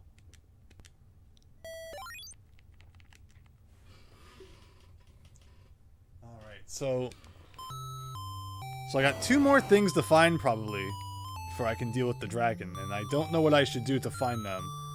I'm feeling like the maze is kind of mysterious. Is it really just a shortcut, or is there more to that? And then the graveyard we didn't really do too much in, so I'm going to check that out too. I feel like those are 2 good spots to go check. I don't get how I found a fairy in those trees. I kind of just accidentally bumped into a tree, and then it's like, you got fairy. I was like, okay. But I'm not sure what else it was expecting. And then there could be like a random wall or something in the underground you just have to press against, because retro games love just, like, you know, press against this random wall to find a secret. There was even like that invisible chest that one time that we just had to loaf around until it showed up. Like they could do another thing like that. So this is that cryptic part of the game I was worried about. One thing it does say in the book, it says in the manual, that kinda interests me. Be sure to investigate the forest completely. Like, maybe you just have to stand in like a random spot in the forest and something appears. So I'll walk through all the trees in case something happens. We're just gonna go up and down the whole forest. Like, here's a random section over here. Something could very easily be hidden here. There's the one tree you can't pass through. Can you, like, burn it down? No.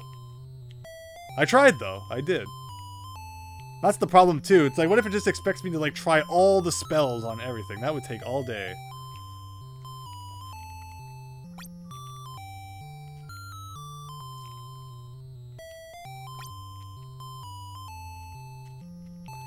So one thing that's, ever since I've played Star Tropics back in the day, I've always, you know, held as very important. And also, it appears in things like, Link's Awakening, is that sometimes there's a gravestone you can press against and it will do something. So let's just press against all the gravestones.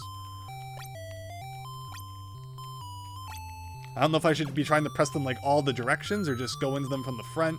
That's what you do in Star Tropics. It's just like, you know, you just touch the gravestone and you enter it. This one in the corner is kind of suspicious.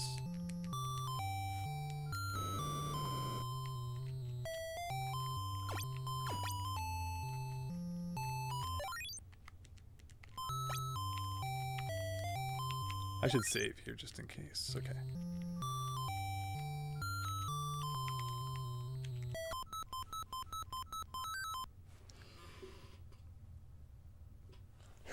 Was this the game I wanted to stream, Christian? No. I'm aiming mid next week for that one. No, don't worry. I've been hyping everybody up for this, like, really cool NES stream that I want to do, and I apologize I haven't been able to get to that yet. Again, my plans kind of got messed up at the beginning of the month, but I'm aiming for mid next week for that one. Thank you all for your patience. And I will give a bit of a notice for that one. It won't just randomly show up at like 11:30 at night. I will give you know, a day's notice so that people can hopefully, you know, arrange their schedule accordingly. All right, I'm not seeing nothing in this graveyard.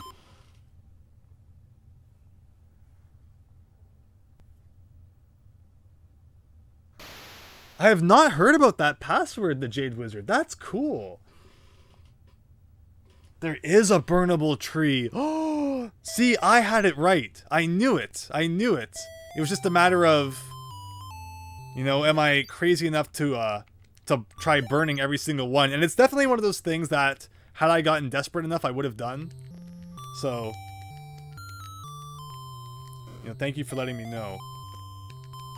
Ugh. So now let's burn. Oh, probably that tree. It's got to be that tree. Oh my god, it could be any of those trees.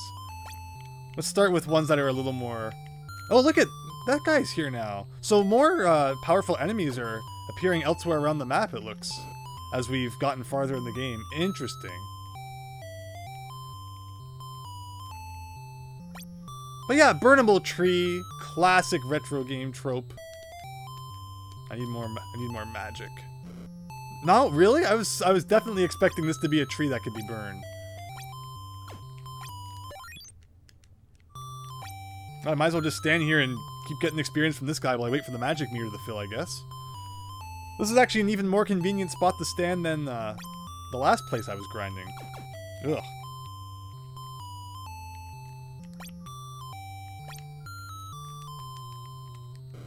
Okay, it doesn't seem to be this tree.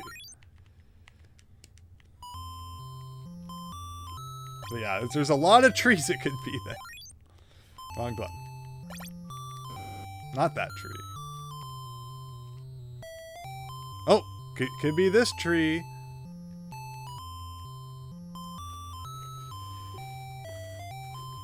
Oh, Christian, you were really hoping for more Home Alone 2? I did beat it.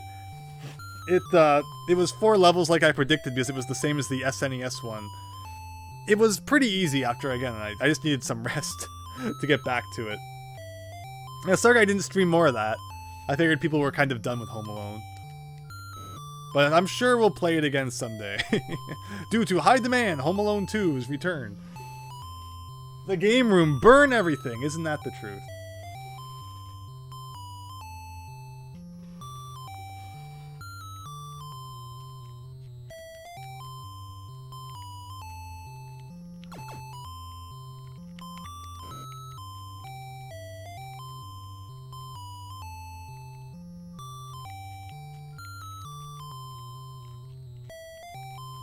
But yeah, I guess we're at a point in the game where it's kind of like, I don't know what we should be doing.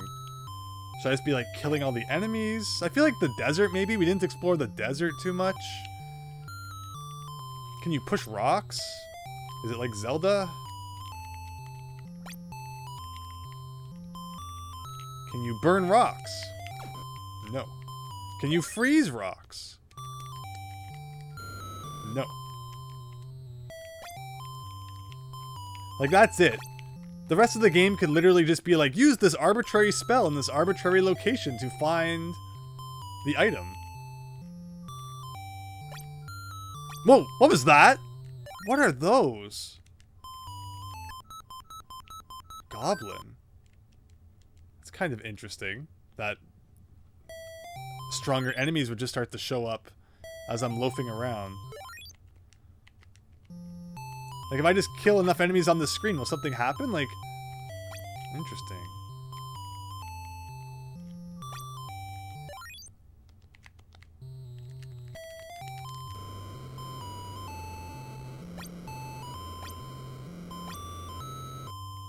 Okay, nothing yet.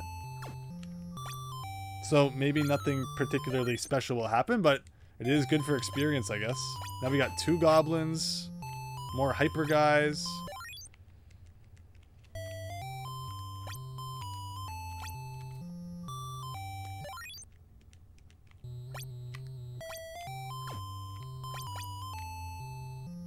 Easy enough way to gain experience now, anyway. Pyro muffled noises. Oh, I still love Team Fortress 2. As old as it is now. I love it.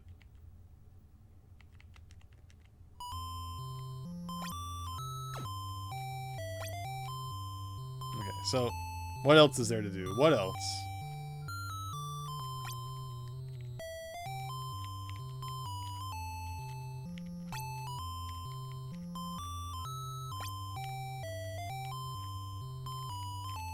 Again, so we already found... Let's think of all the places we haven't found an item. I think that makes some sense. We found an item in the maze. We found an item in the graveyard.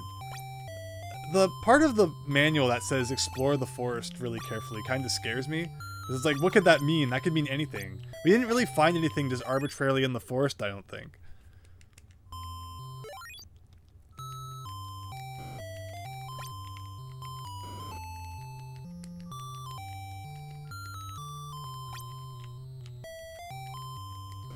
I wanted to burn the tree, not that guy.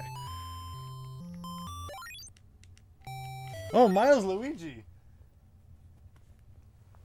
YouTube's been recommending you TF2 videos again lately. I have to admit, I think I've noticed a few in my recommendations as well. You know, if TF2 is making a comeback, that, you know, you won't hear any complaints here.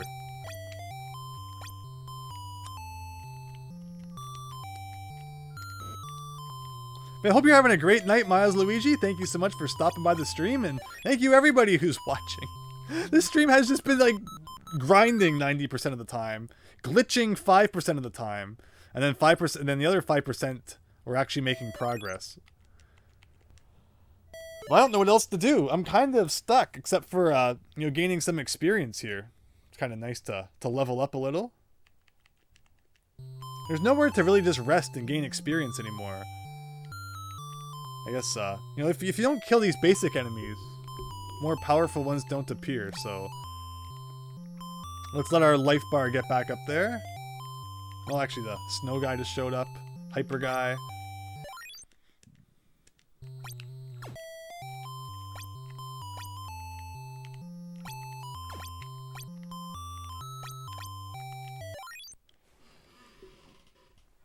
Hey, thank you, Milesluigi. It's been fun. Pyre, you know, Hydlide, probably, you know, your life is no worse off for not having heard of this game. But we've been talking a lot about all the NES games that start with H, and how, in my opinion, this is probably the best one. We've had comments in the chat saying that Hollywood Squares is great, and of course, you know, it's a fun enough game show-based game. But that's also all there is to it, right? It's just, you know, playing some rounds of Hollywood Squares. Much like all the game show NES games, there's not usually too much to them. And they can be fun, especially multiplayer. But I think this probably takes the cake in terms of games that start with the letter H. At least in my book. Everyone's going to have a different opinion, of course, which is very good. Although if you say your favorite game is Hunt for Red October, you are banned from the stream. And I killed the vampire. That was like the first thing we did.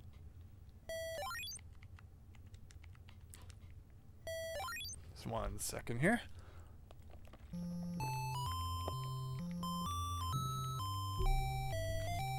Unless there's another vampire.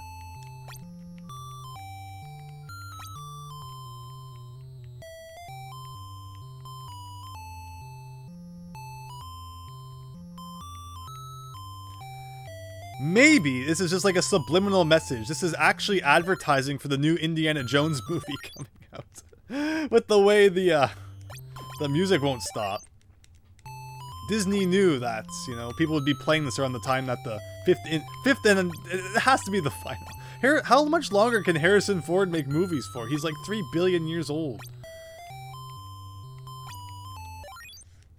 I think everybody thought that the last one was going to be the last one. But now there's a new last one.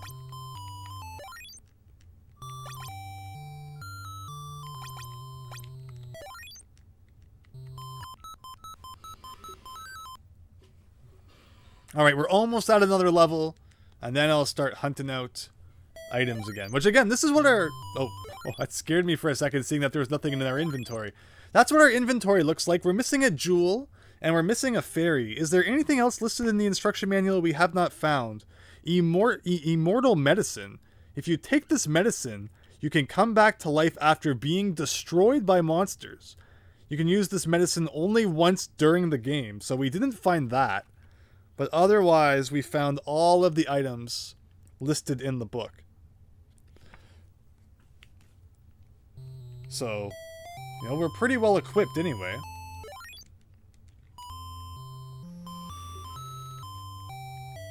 He's only 80? I always thought he was older than that. Wow.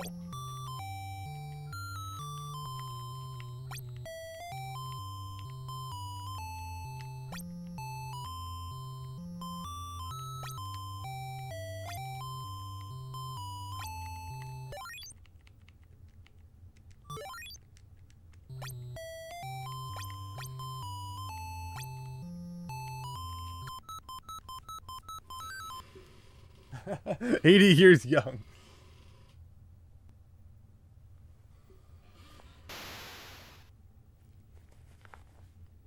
So, yes, I remember that there was a tree we pressed against once, and we were murdered by wasps earlier on in the playthrough. There was another tree I pressed against, the sentient trees, that killed me.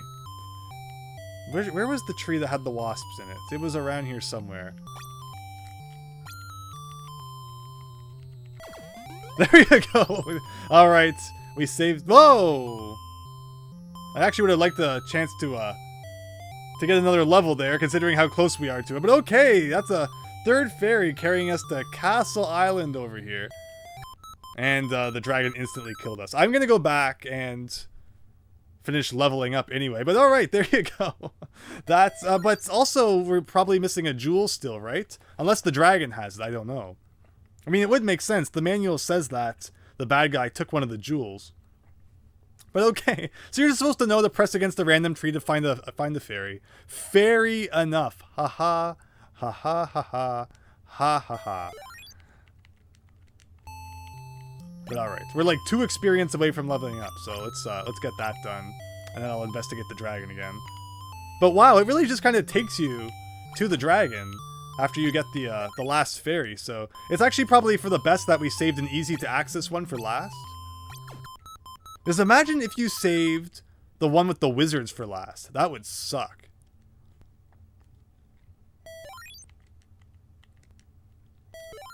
Having to, you know, kill them over and over again. But alright, come on EXP bar, you are so close to leveling up. Maybe I'll just, you know, try and get some life back first. Am I going to see the new Indiana Jones? Yeah, I mean, I've seen all the other 4, so it feels like it's one of those things you got to go see.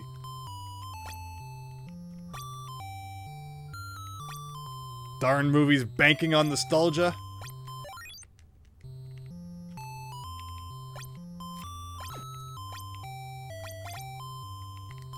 What? Oh, I was just about to save too, just in case. But this is funny. This is like one of the only NES games that has built-in save states. Like, you're literally meant to use save states while you play this game because they're built into the game. It's fascinating. Remember, this game doesn't have battery backup. You have to use passwords to save your progress. Even though it literally says save on the pause menu, so it's very confusing.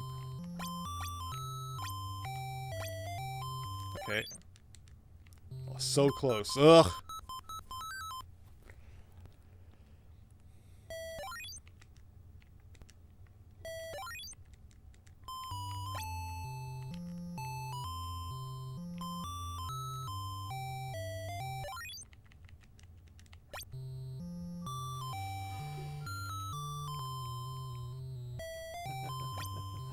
I was right on the part of the map you were looking at. There you go.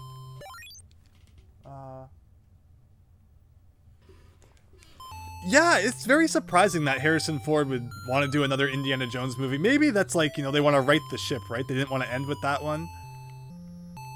Yeah, like if you're gonna bring back a series, make sure you have a really good story and all that to go with. Don't just bring back a series hoping to bank on some quick bucks from people who enjoyed the old content.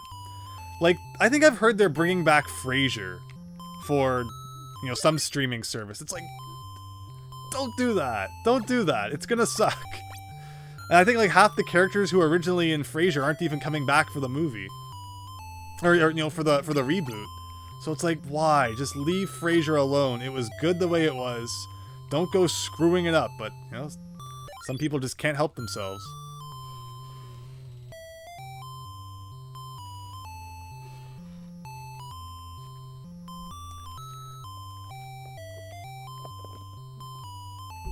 So we're just letting our life bar fill up here. It looks like we could probably do one more level up to get, you know, the life bar and the magic bar just a little bit longer, since that line is the current max, but we'll see if we can make progress without it. So I really don't want to do any more grinding. So one of these had a fairy in it, right? Like, was it random which one? And the wasps don't go away when you leave the screen. I thought it was, or was it the bottom one? Might have been this one. No. Is it literally random? I don't understand. I'm sure it was one of the trees I've now tried.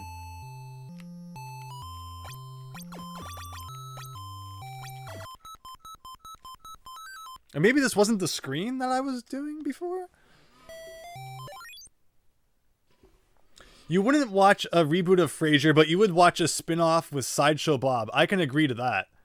I can definitely agree to that. I love the Simpsons episode called Brother from Another Series, where, you know, Niles shows up as Sideshow Bob's brother. Pretty funny. But okay, something's not right here. Something is not right. Maybe it wasn't one of those trees, but I could swear it was. It definitely was one of these trees.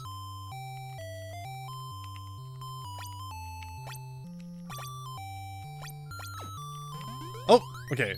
Well, I guess it's that one. His name is Cecil, yes.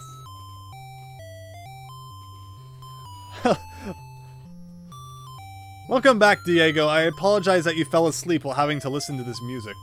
Hope you didn't have Indiana Jones nightmares. Okay, so what are we doing here? I think you said something about having to burn one of these bushes, right? Probably the one right in front of the castle. There you go. Okay. So there's a hole we went into. And I could save now. Do I want to do that? I think I do. I never took a picture. You know what? This is it's easy enough to get back to here. Okay, so my strategy is just not get near these guys because they're probably really strong. What am I doing? What am I doing? Okay. I was a bit confused when I first spawned because I didn't know where I was. But okay. So, we're going to load. And I'm going to do password because this is like the ultimate password before going to the dragon. So I want to have this password in case, you know, it could be a situation we've talked already on the stream about the ha-ha room in Dirty Harry, where it's like, you know, you just get permanently stuck. See, it's not the fairy that time. It's literally random. Okay, so I'm going to save now, since we have the password to get back to there if we need to, in case I soft lock myself.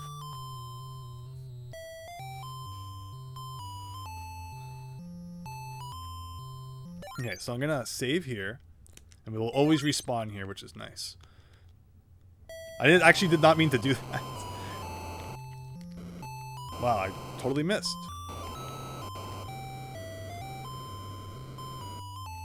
Okay, so we're in the dungeon again. I'm going to avoid enemies as much as possible, because that's probably going to happen. I'm as strong as I can be, but I could have a little bit more life. Wait a minute, okay. If I load, we're back here again.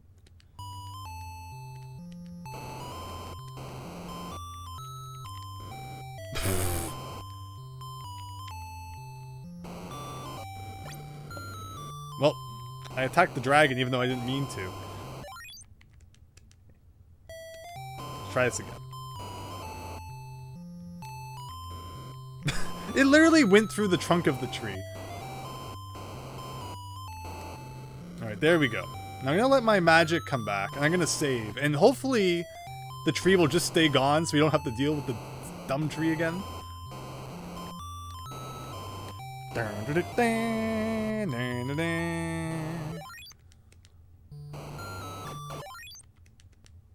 Okay, it stays gone.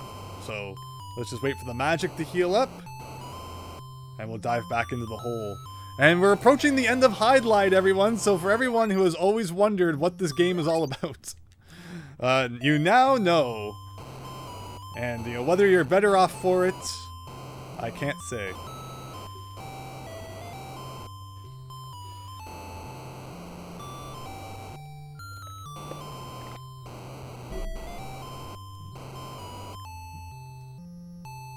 Okay, everything's full. We'll save. We'll speed things up a little bit. And into the dungeon. So I'm actually going to turn on the flash spell. And I will destroy everything on screen should I get stuck like this.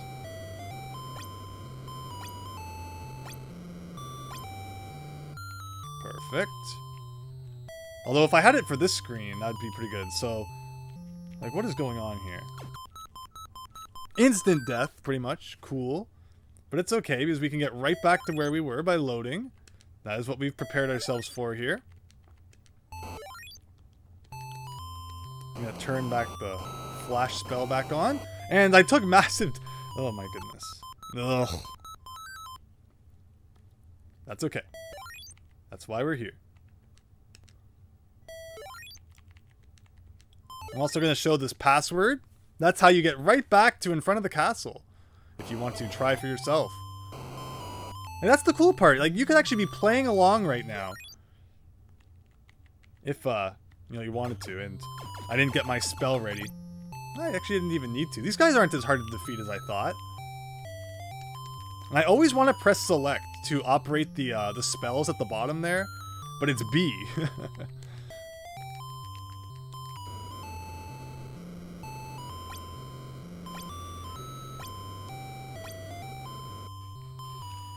Wait, what is this? Oh, okay, there's more stuff to do down here.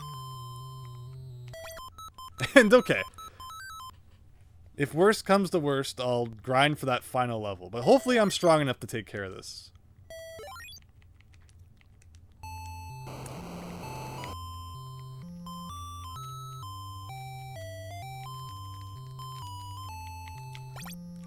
Perfect. So, I could actually save here. You can save in dungeons too. Like, I have full health and full everything. I'm gonna save. I could save here even. Does this gravestone do anything? The grave is broken! Is that a good thing? You know, was my whole purpose for this quest to kick over some guy's gravestone? You know, I could get that. I won't judge.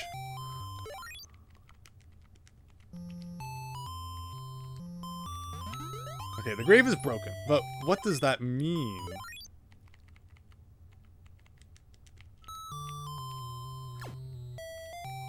Wow, those guys really hurt you. Okay, I can go back out. Okay. I'm not gonna save because I lost a ton of health.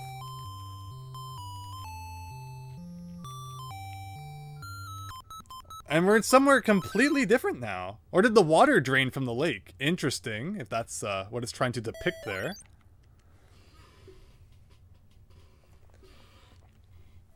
Okay. Let's try this again.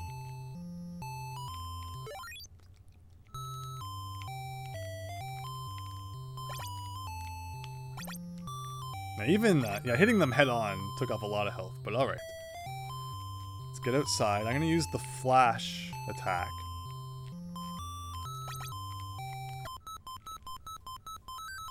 Alright, we just got to get back outside. And you know, we're so close. We're so close. We're right here.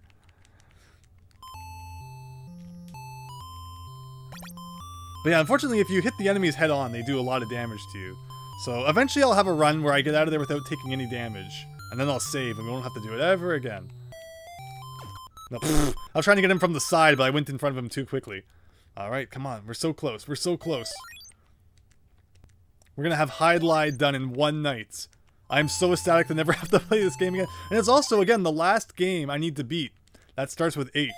For I never have to think of the letter H again. Probably until I play the Sesame Street games, and then I'll have to think about the letter H.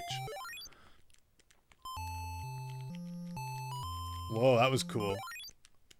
This is literally just using save states at this point. Yes! Yes! Yes!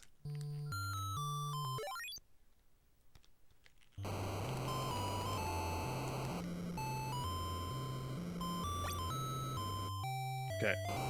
Maybe, oh maybe I'm not supposed to fight the dragon? Can I? No, I can't leave this area now.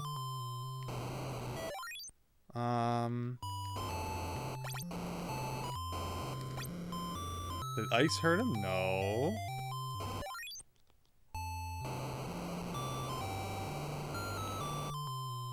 I don't know what else it wants me to do.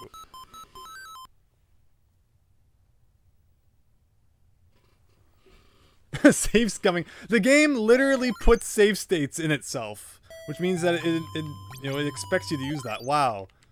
Did I put myself in a spot where I'm just gonna like instantly take damage all the time? No, it didn't. Good. Oh, look at that! So I was trying to use spells on it, but by just running into the dragon, it took off like 3/4 of its health. So okay. Okay. And actually, I should be writing down the password too. So that's the password to being immediately in front of the dragon. You really have to move out of the way immediately.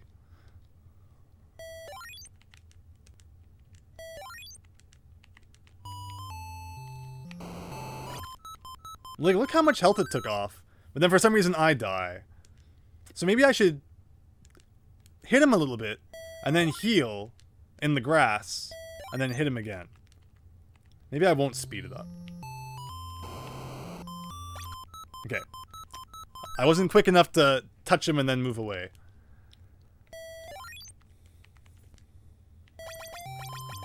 Okay, then that guy shows up, so we'll try that again.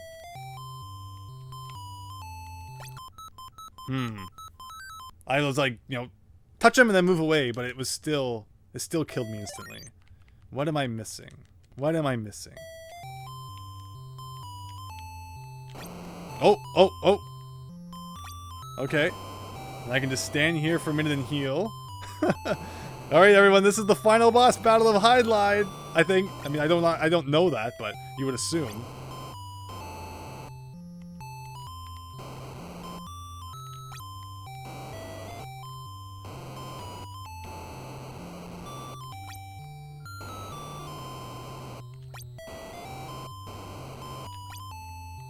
Interestingly, I'm actually not holding the A button right now, I just realized. So maybe that was my problem? Are you not supposed to hold A when you fight him?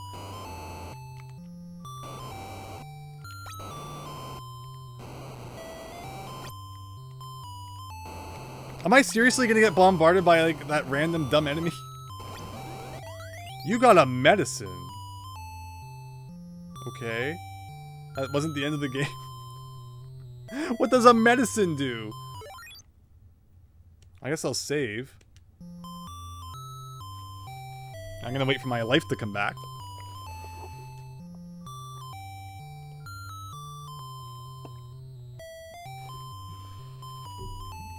Also, you did have to use defense. Very interesting. It was just kind of like I was doing it by accident because I was trying to be really delicate that I kind of forgot to even put my finger on the A button. So that was funny how that worked out. Okay, so I can go into the lake now. But I'm gonna wait for the health to finish, of course. Filling. Might as well speed up things. Okay. No, get away from me. Get away. Save. That's what the password looks like to this point. And alright, so the lake is dried up. That's the same thing that happens in Star Tropics, too. We got a ruby! Okay. You know, you go into the graveyard, kick over some gravestones, and then the lake drains. So you can get a crystal ball out of the bottom. Okay, so we got everything now, it looks like.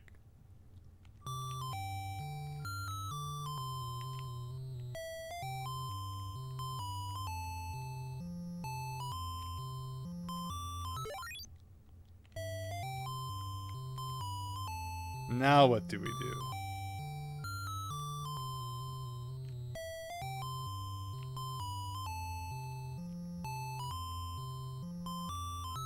I forget how we get out of the lake. I think it was here? Okay.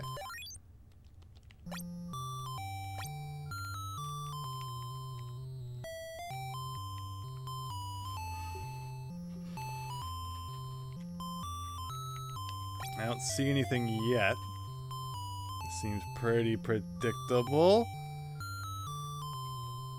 Go back into the castle cave. Like the one from the beginning? Like this one? I'll let my health heal then, and we'll go check it out. Okay, well, someday I'll be able to heal. If I just stand here, is this good?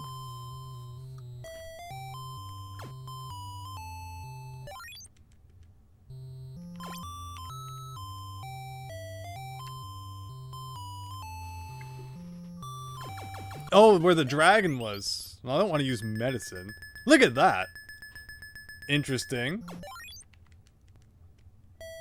Okay, so we're going back to where the dragon was. Got it. I guess that makes some sense. A little bit. So we came all this way for nothing.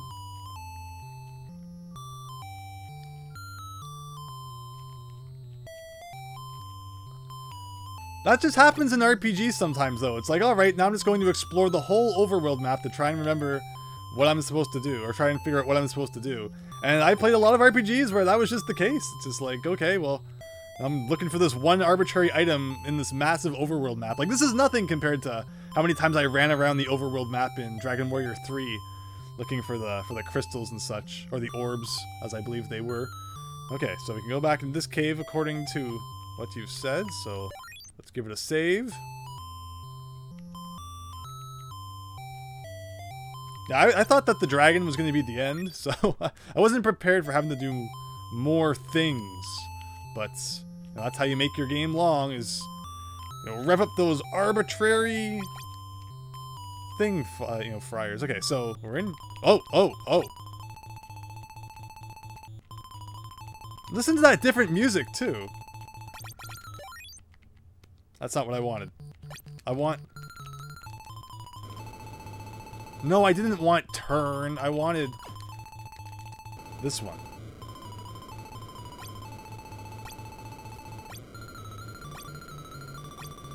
Okay, I didn't do anything against him.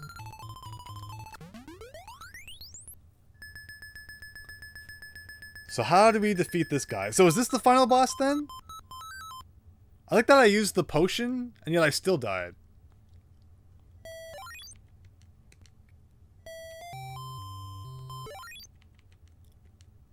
Alright, so let's try and get right before the final boss, then save there.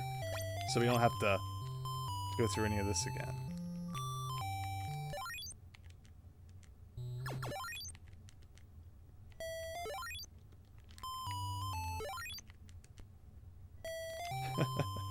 It's so cheap that they just give you save states in this game. But it's not cheating because the game gives it to you. Okay, so what does it want? Maybe a different spell?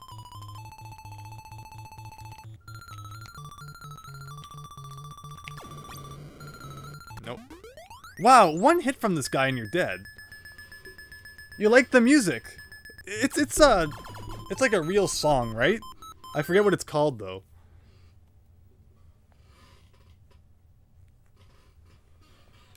Might want to grind to max level. Interesting. Wait a minute. I don't remember saving in this room. Oh. I saved right in front of the boss door, maybe. Can you leave now? Well, he's standing right in front of the door. I didn't mean to save and then accidentally come in here. Wow. And here I thought that that dragon was going to be the final boss. Suddenly there's like a whole other challenge. Can I leave? Yes. So I want to save like here, so that I don't accidentally enter the boss room automatically every time. So let's see what's going on here. Like, I don't even understand what it wants. I touch it and I die. Oh, I saved in there by accident? Whoops. Okay, well, I'll look at it a couple more times, and then if I have to, I guess I'll go grind.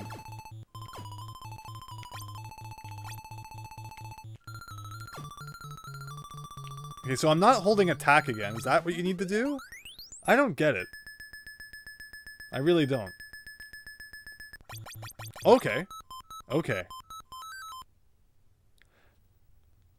So my strength is already at full. The only thing that getting another level would do is give me a little more health and a little more magic.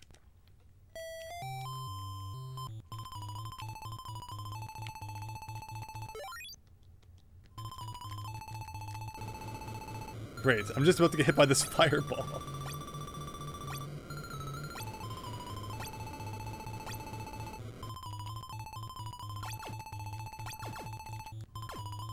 Fortunately, the enemies come like right back after you kill them.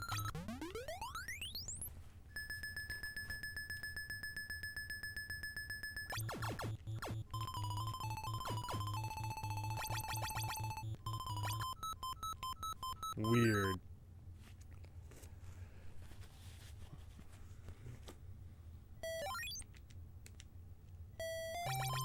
Oh, amazing.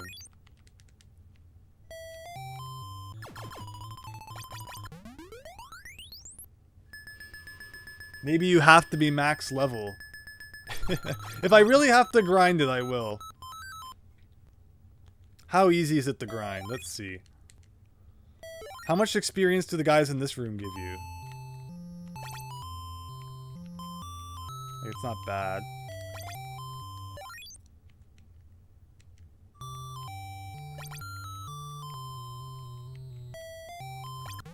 Like, I don't want to waste my medicine on a weak enemy. I guess I'll just have to go back to the beginning of the game and do some training there. Seriously.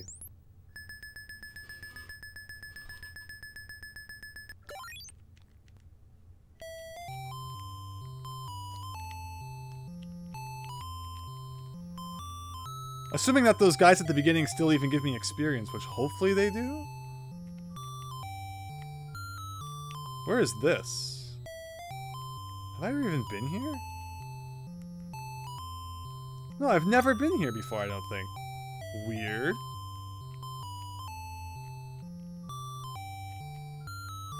Oh no, yeah, I was here. This is where I got the, had to defeat those two wizard guys. Got it.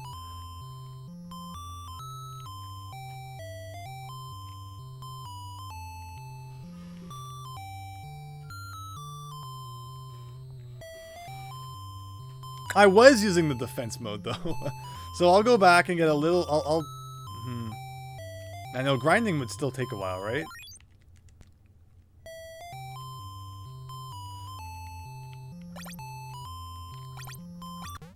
No. Okay, so I'll go fight those hyper guys then. Fine. Hopefully it doesn't take too long. And every time I get killed by after I spawn, I have to wait for this medicine to work. Like, if you waste the medicine, I'm assuming that the game is probably impossible. It's probably made with, like, the intention of you having that extra health refill.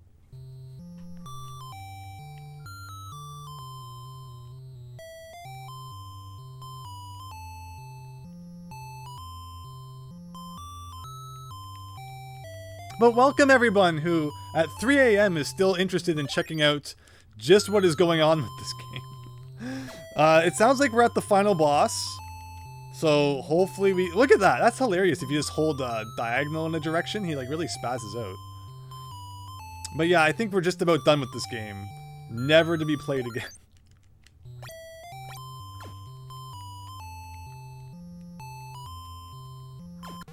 Oh my gosh. Did I save? I probably forgot to save, didn't I? Okay, well, close enough.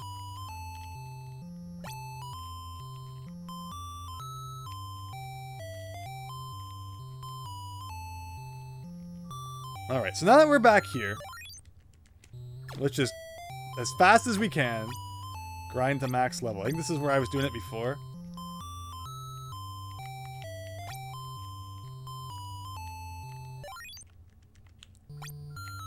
I don't know if the goblins give you any experience still. Doesn't seem like anything's really giving me much experience. And then the medicine gets activated, just so that I can have to load anyway, because I'm not going to waste that.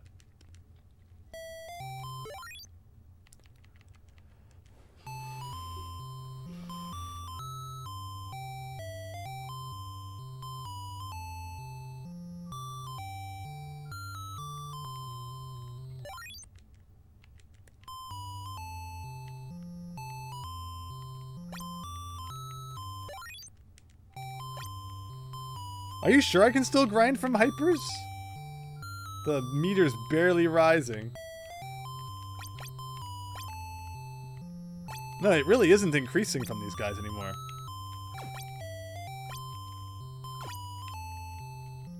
Not at all.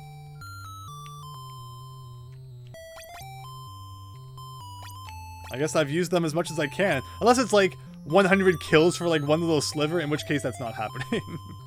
What about those goblin guys? Where did they end up?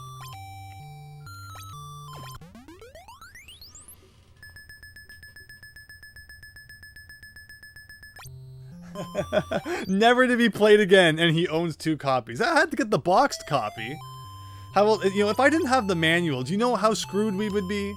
I think pretty darn screwed. And I know it's easy enough to find the PDF online, but there's something fun about scrolling through that physical manual. It is, you know, as unhelpful as the manual was at times, it was actually pretty good for explaining what some of the items do. So I appreciate it for that, but this is not working at all. These guys are not giving me any experience anymore. Maybe I am max level. No, but then there wouldn't be any experience on the EXP bar. So what did I get that experience from? I think the dragon is what put that there. So maybe I can't gain any more levels. Oh my goodness. Why do these worms still kill me that fast when I am so strong? I'm not convinced that the shield I picked up ever actually did anything. I think I was actually weaker after I picked it up. Again, confirming my theory that it works the same way as the Xanadu pendant. That makes you weaker after you grab it.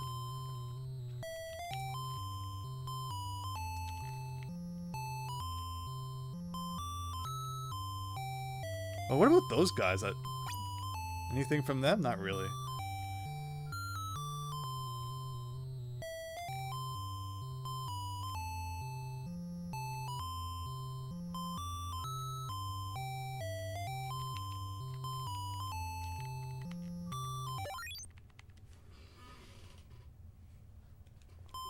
Skeletons are good to grind out. Are these skeletons?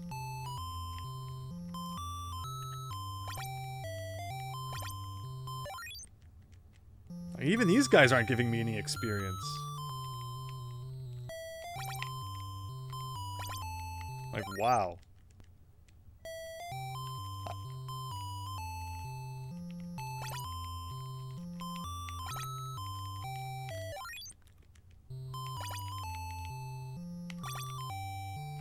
Like, yeah, I even just killed all those guys, and none of them gave me any experience. Alright, let's see what the boss has to offer. Like, I guess if I just, like, you know, kill this skeleton over and over again, but even he's not, like, really giving me any experience. Ugh. Those are Dark Knights, or are they Dark Nuts from Zelda? Okay.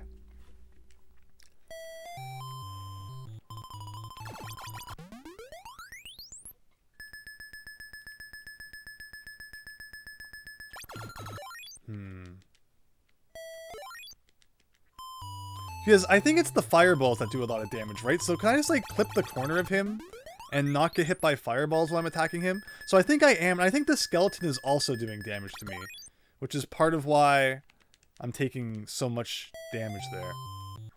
And actually, what I'm going to do here is oh, seriously? One last password for you all to start right here. Let's do this thing.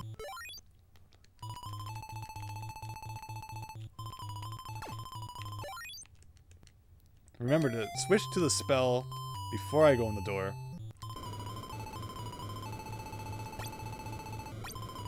Which this is actually a bad move because they were so far away from me, I probably should have just, like, left them.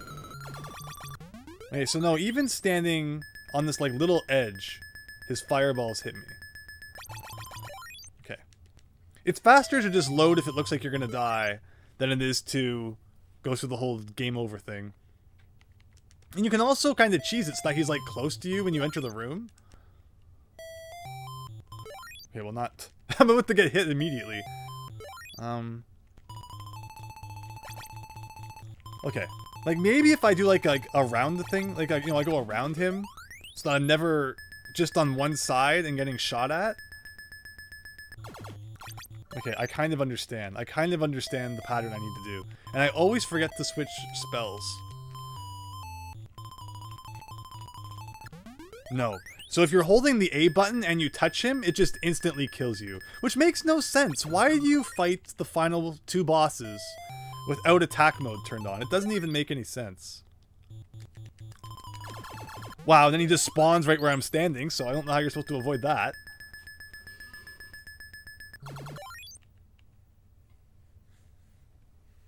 Apparently there's a thing where if you switch to attack mode before you die the first time, you do a big chunk of damage to him. Okay.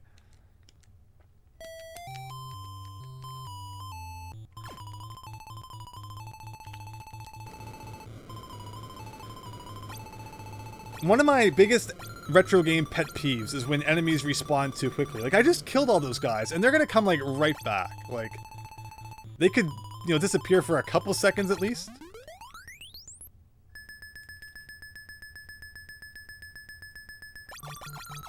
Oh, no! So close.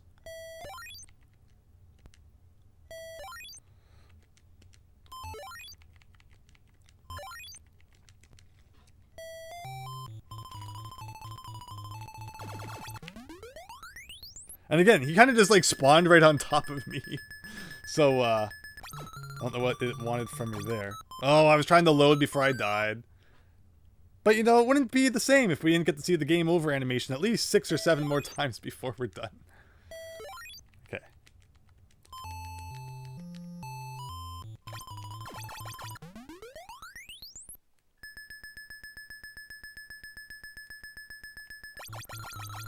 Oh my goodness. Alright, we're getting there. We're getting there.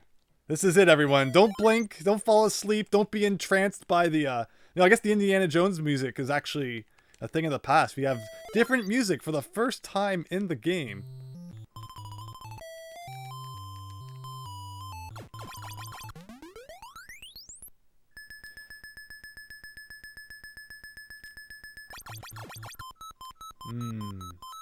I need to come up with, like, something different for the second half of the fight. Because what I'm doing there is not working. I wonder if high speed, like, should I, maybe if I kept it on low speed it would be different.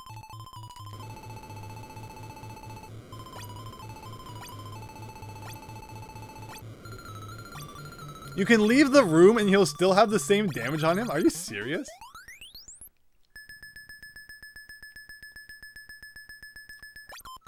Ugh.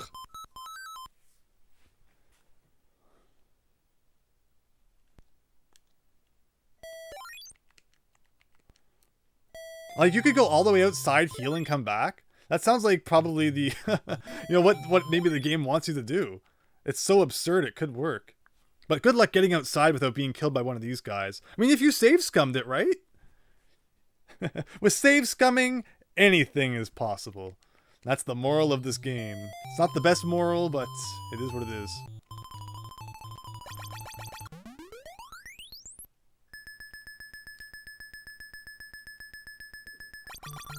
Whoa! There you go.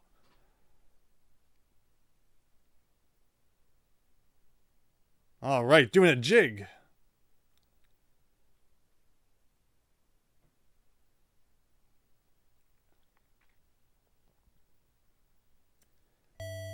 So the princess was split into 3 fairies. How does that work? Like, how does one being become 3? Was, like, her personality split between the 3, or what? But congratulations. Hey, they actually spelled it right. There you go, everybody. And even the ending music sounds like Indiana Jones. We beat Hydlide in 1 night. It took almost 4 hours.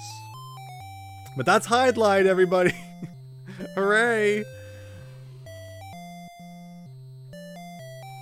Thank you, everybody. Thank you, the Jade Wizard. Thank you, Milesluigi. Thank you, Christian. Thank you, the Game Room. You think the fairies hid her somewhere? What's this the manual say? We've come this far. Borealis cast a special magic on Princess Anne turning her into 3 fairies. So, I don't know how that works. Anyone who's versed in the art of magic is welcome to share, but otherwise, that's Hydlide, everybody. That's all of the NES games that begin with H. Wow.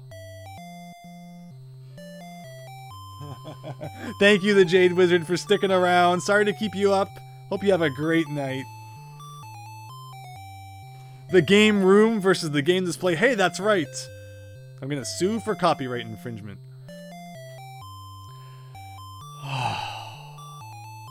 So,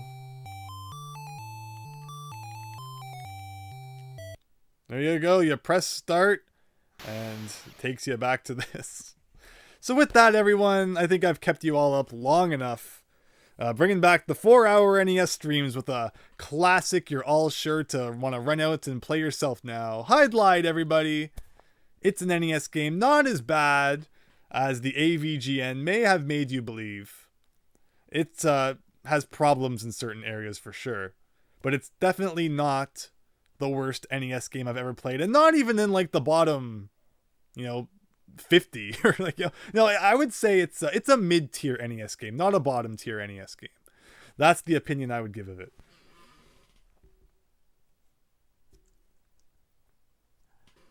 Surprisingly short. Yeah, with the, the fact that it makes, it gives you passwords and stuff, I thought it was going to be much longer and much harder to figure out. But thank you again, everyone, for joining in, for your help, for your support. And I hope you have a wonderful rest of your weekend. And I'll see you soon, probably, with more streams, more videos. Hope you're looking forward to that. So thanks, and have a great night.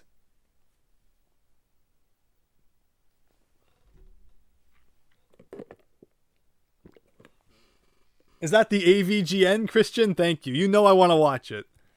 Thank you so much.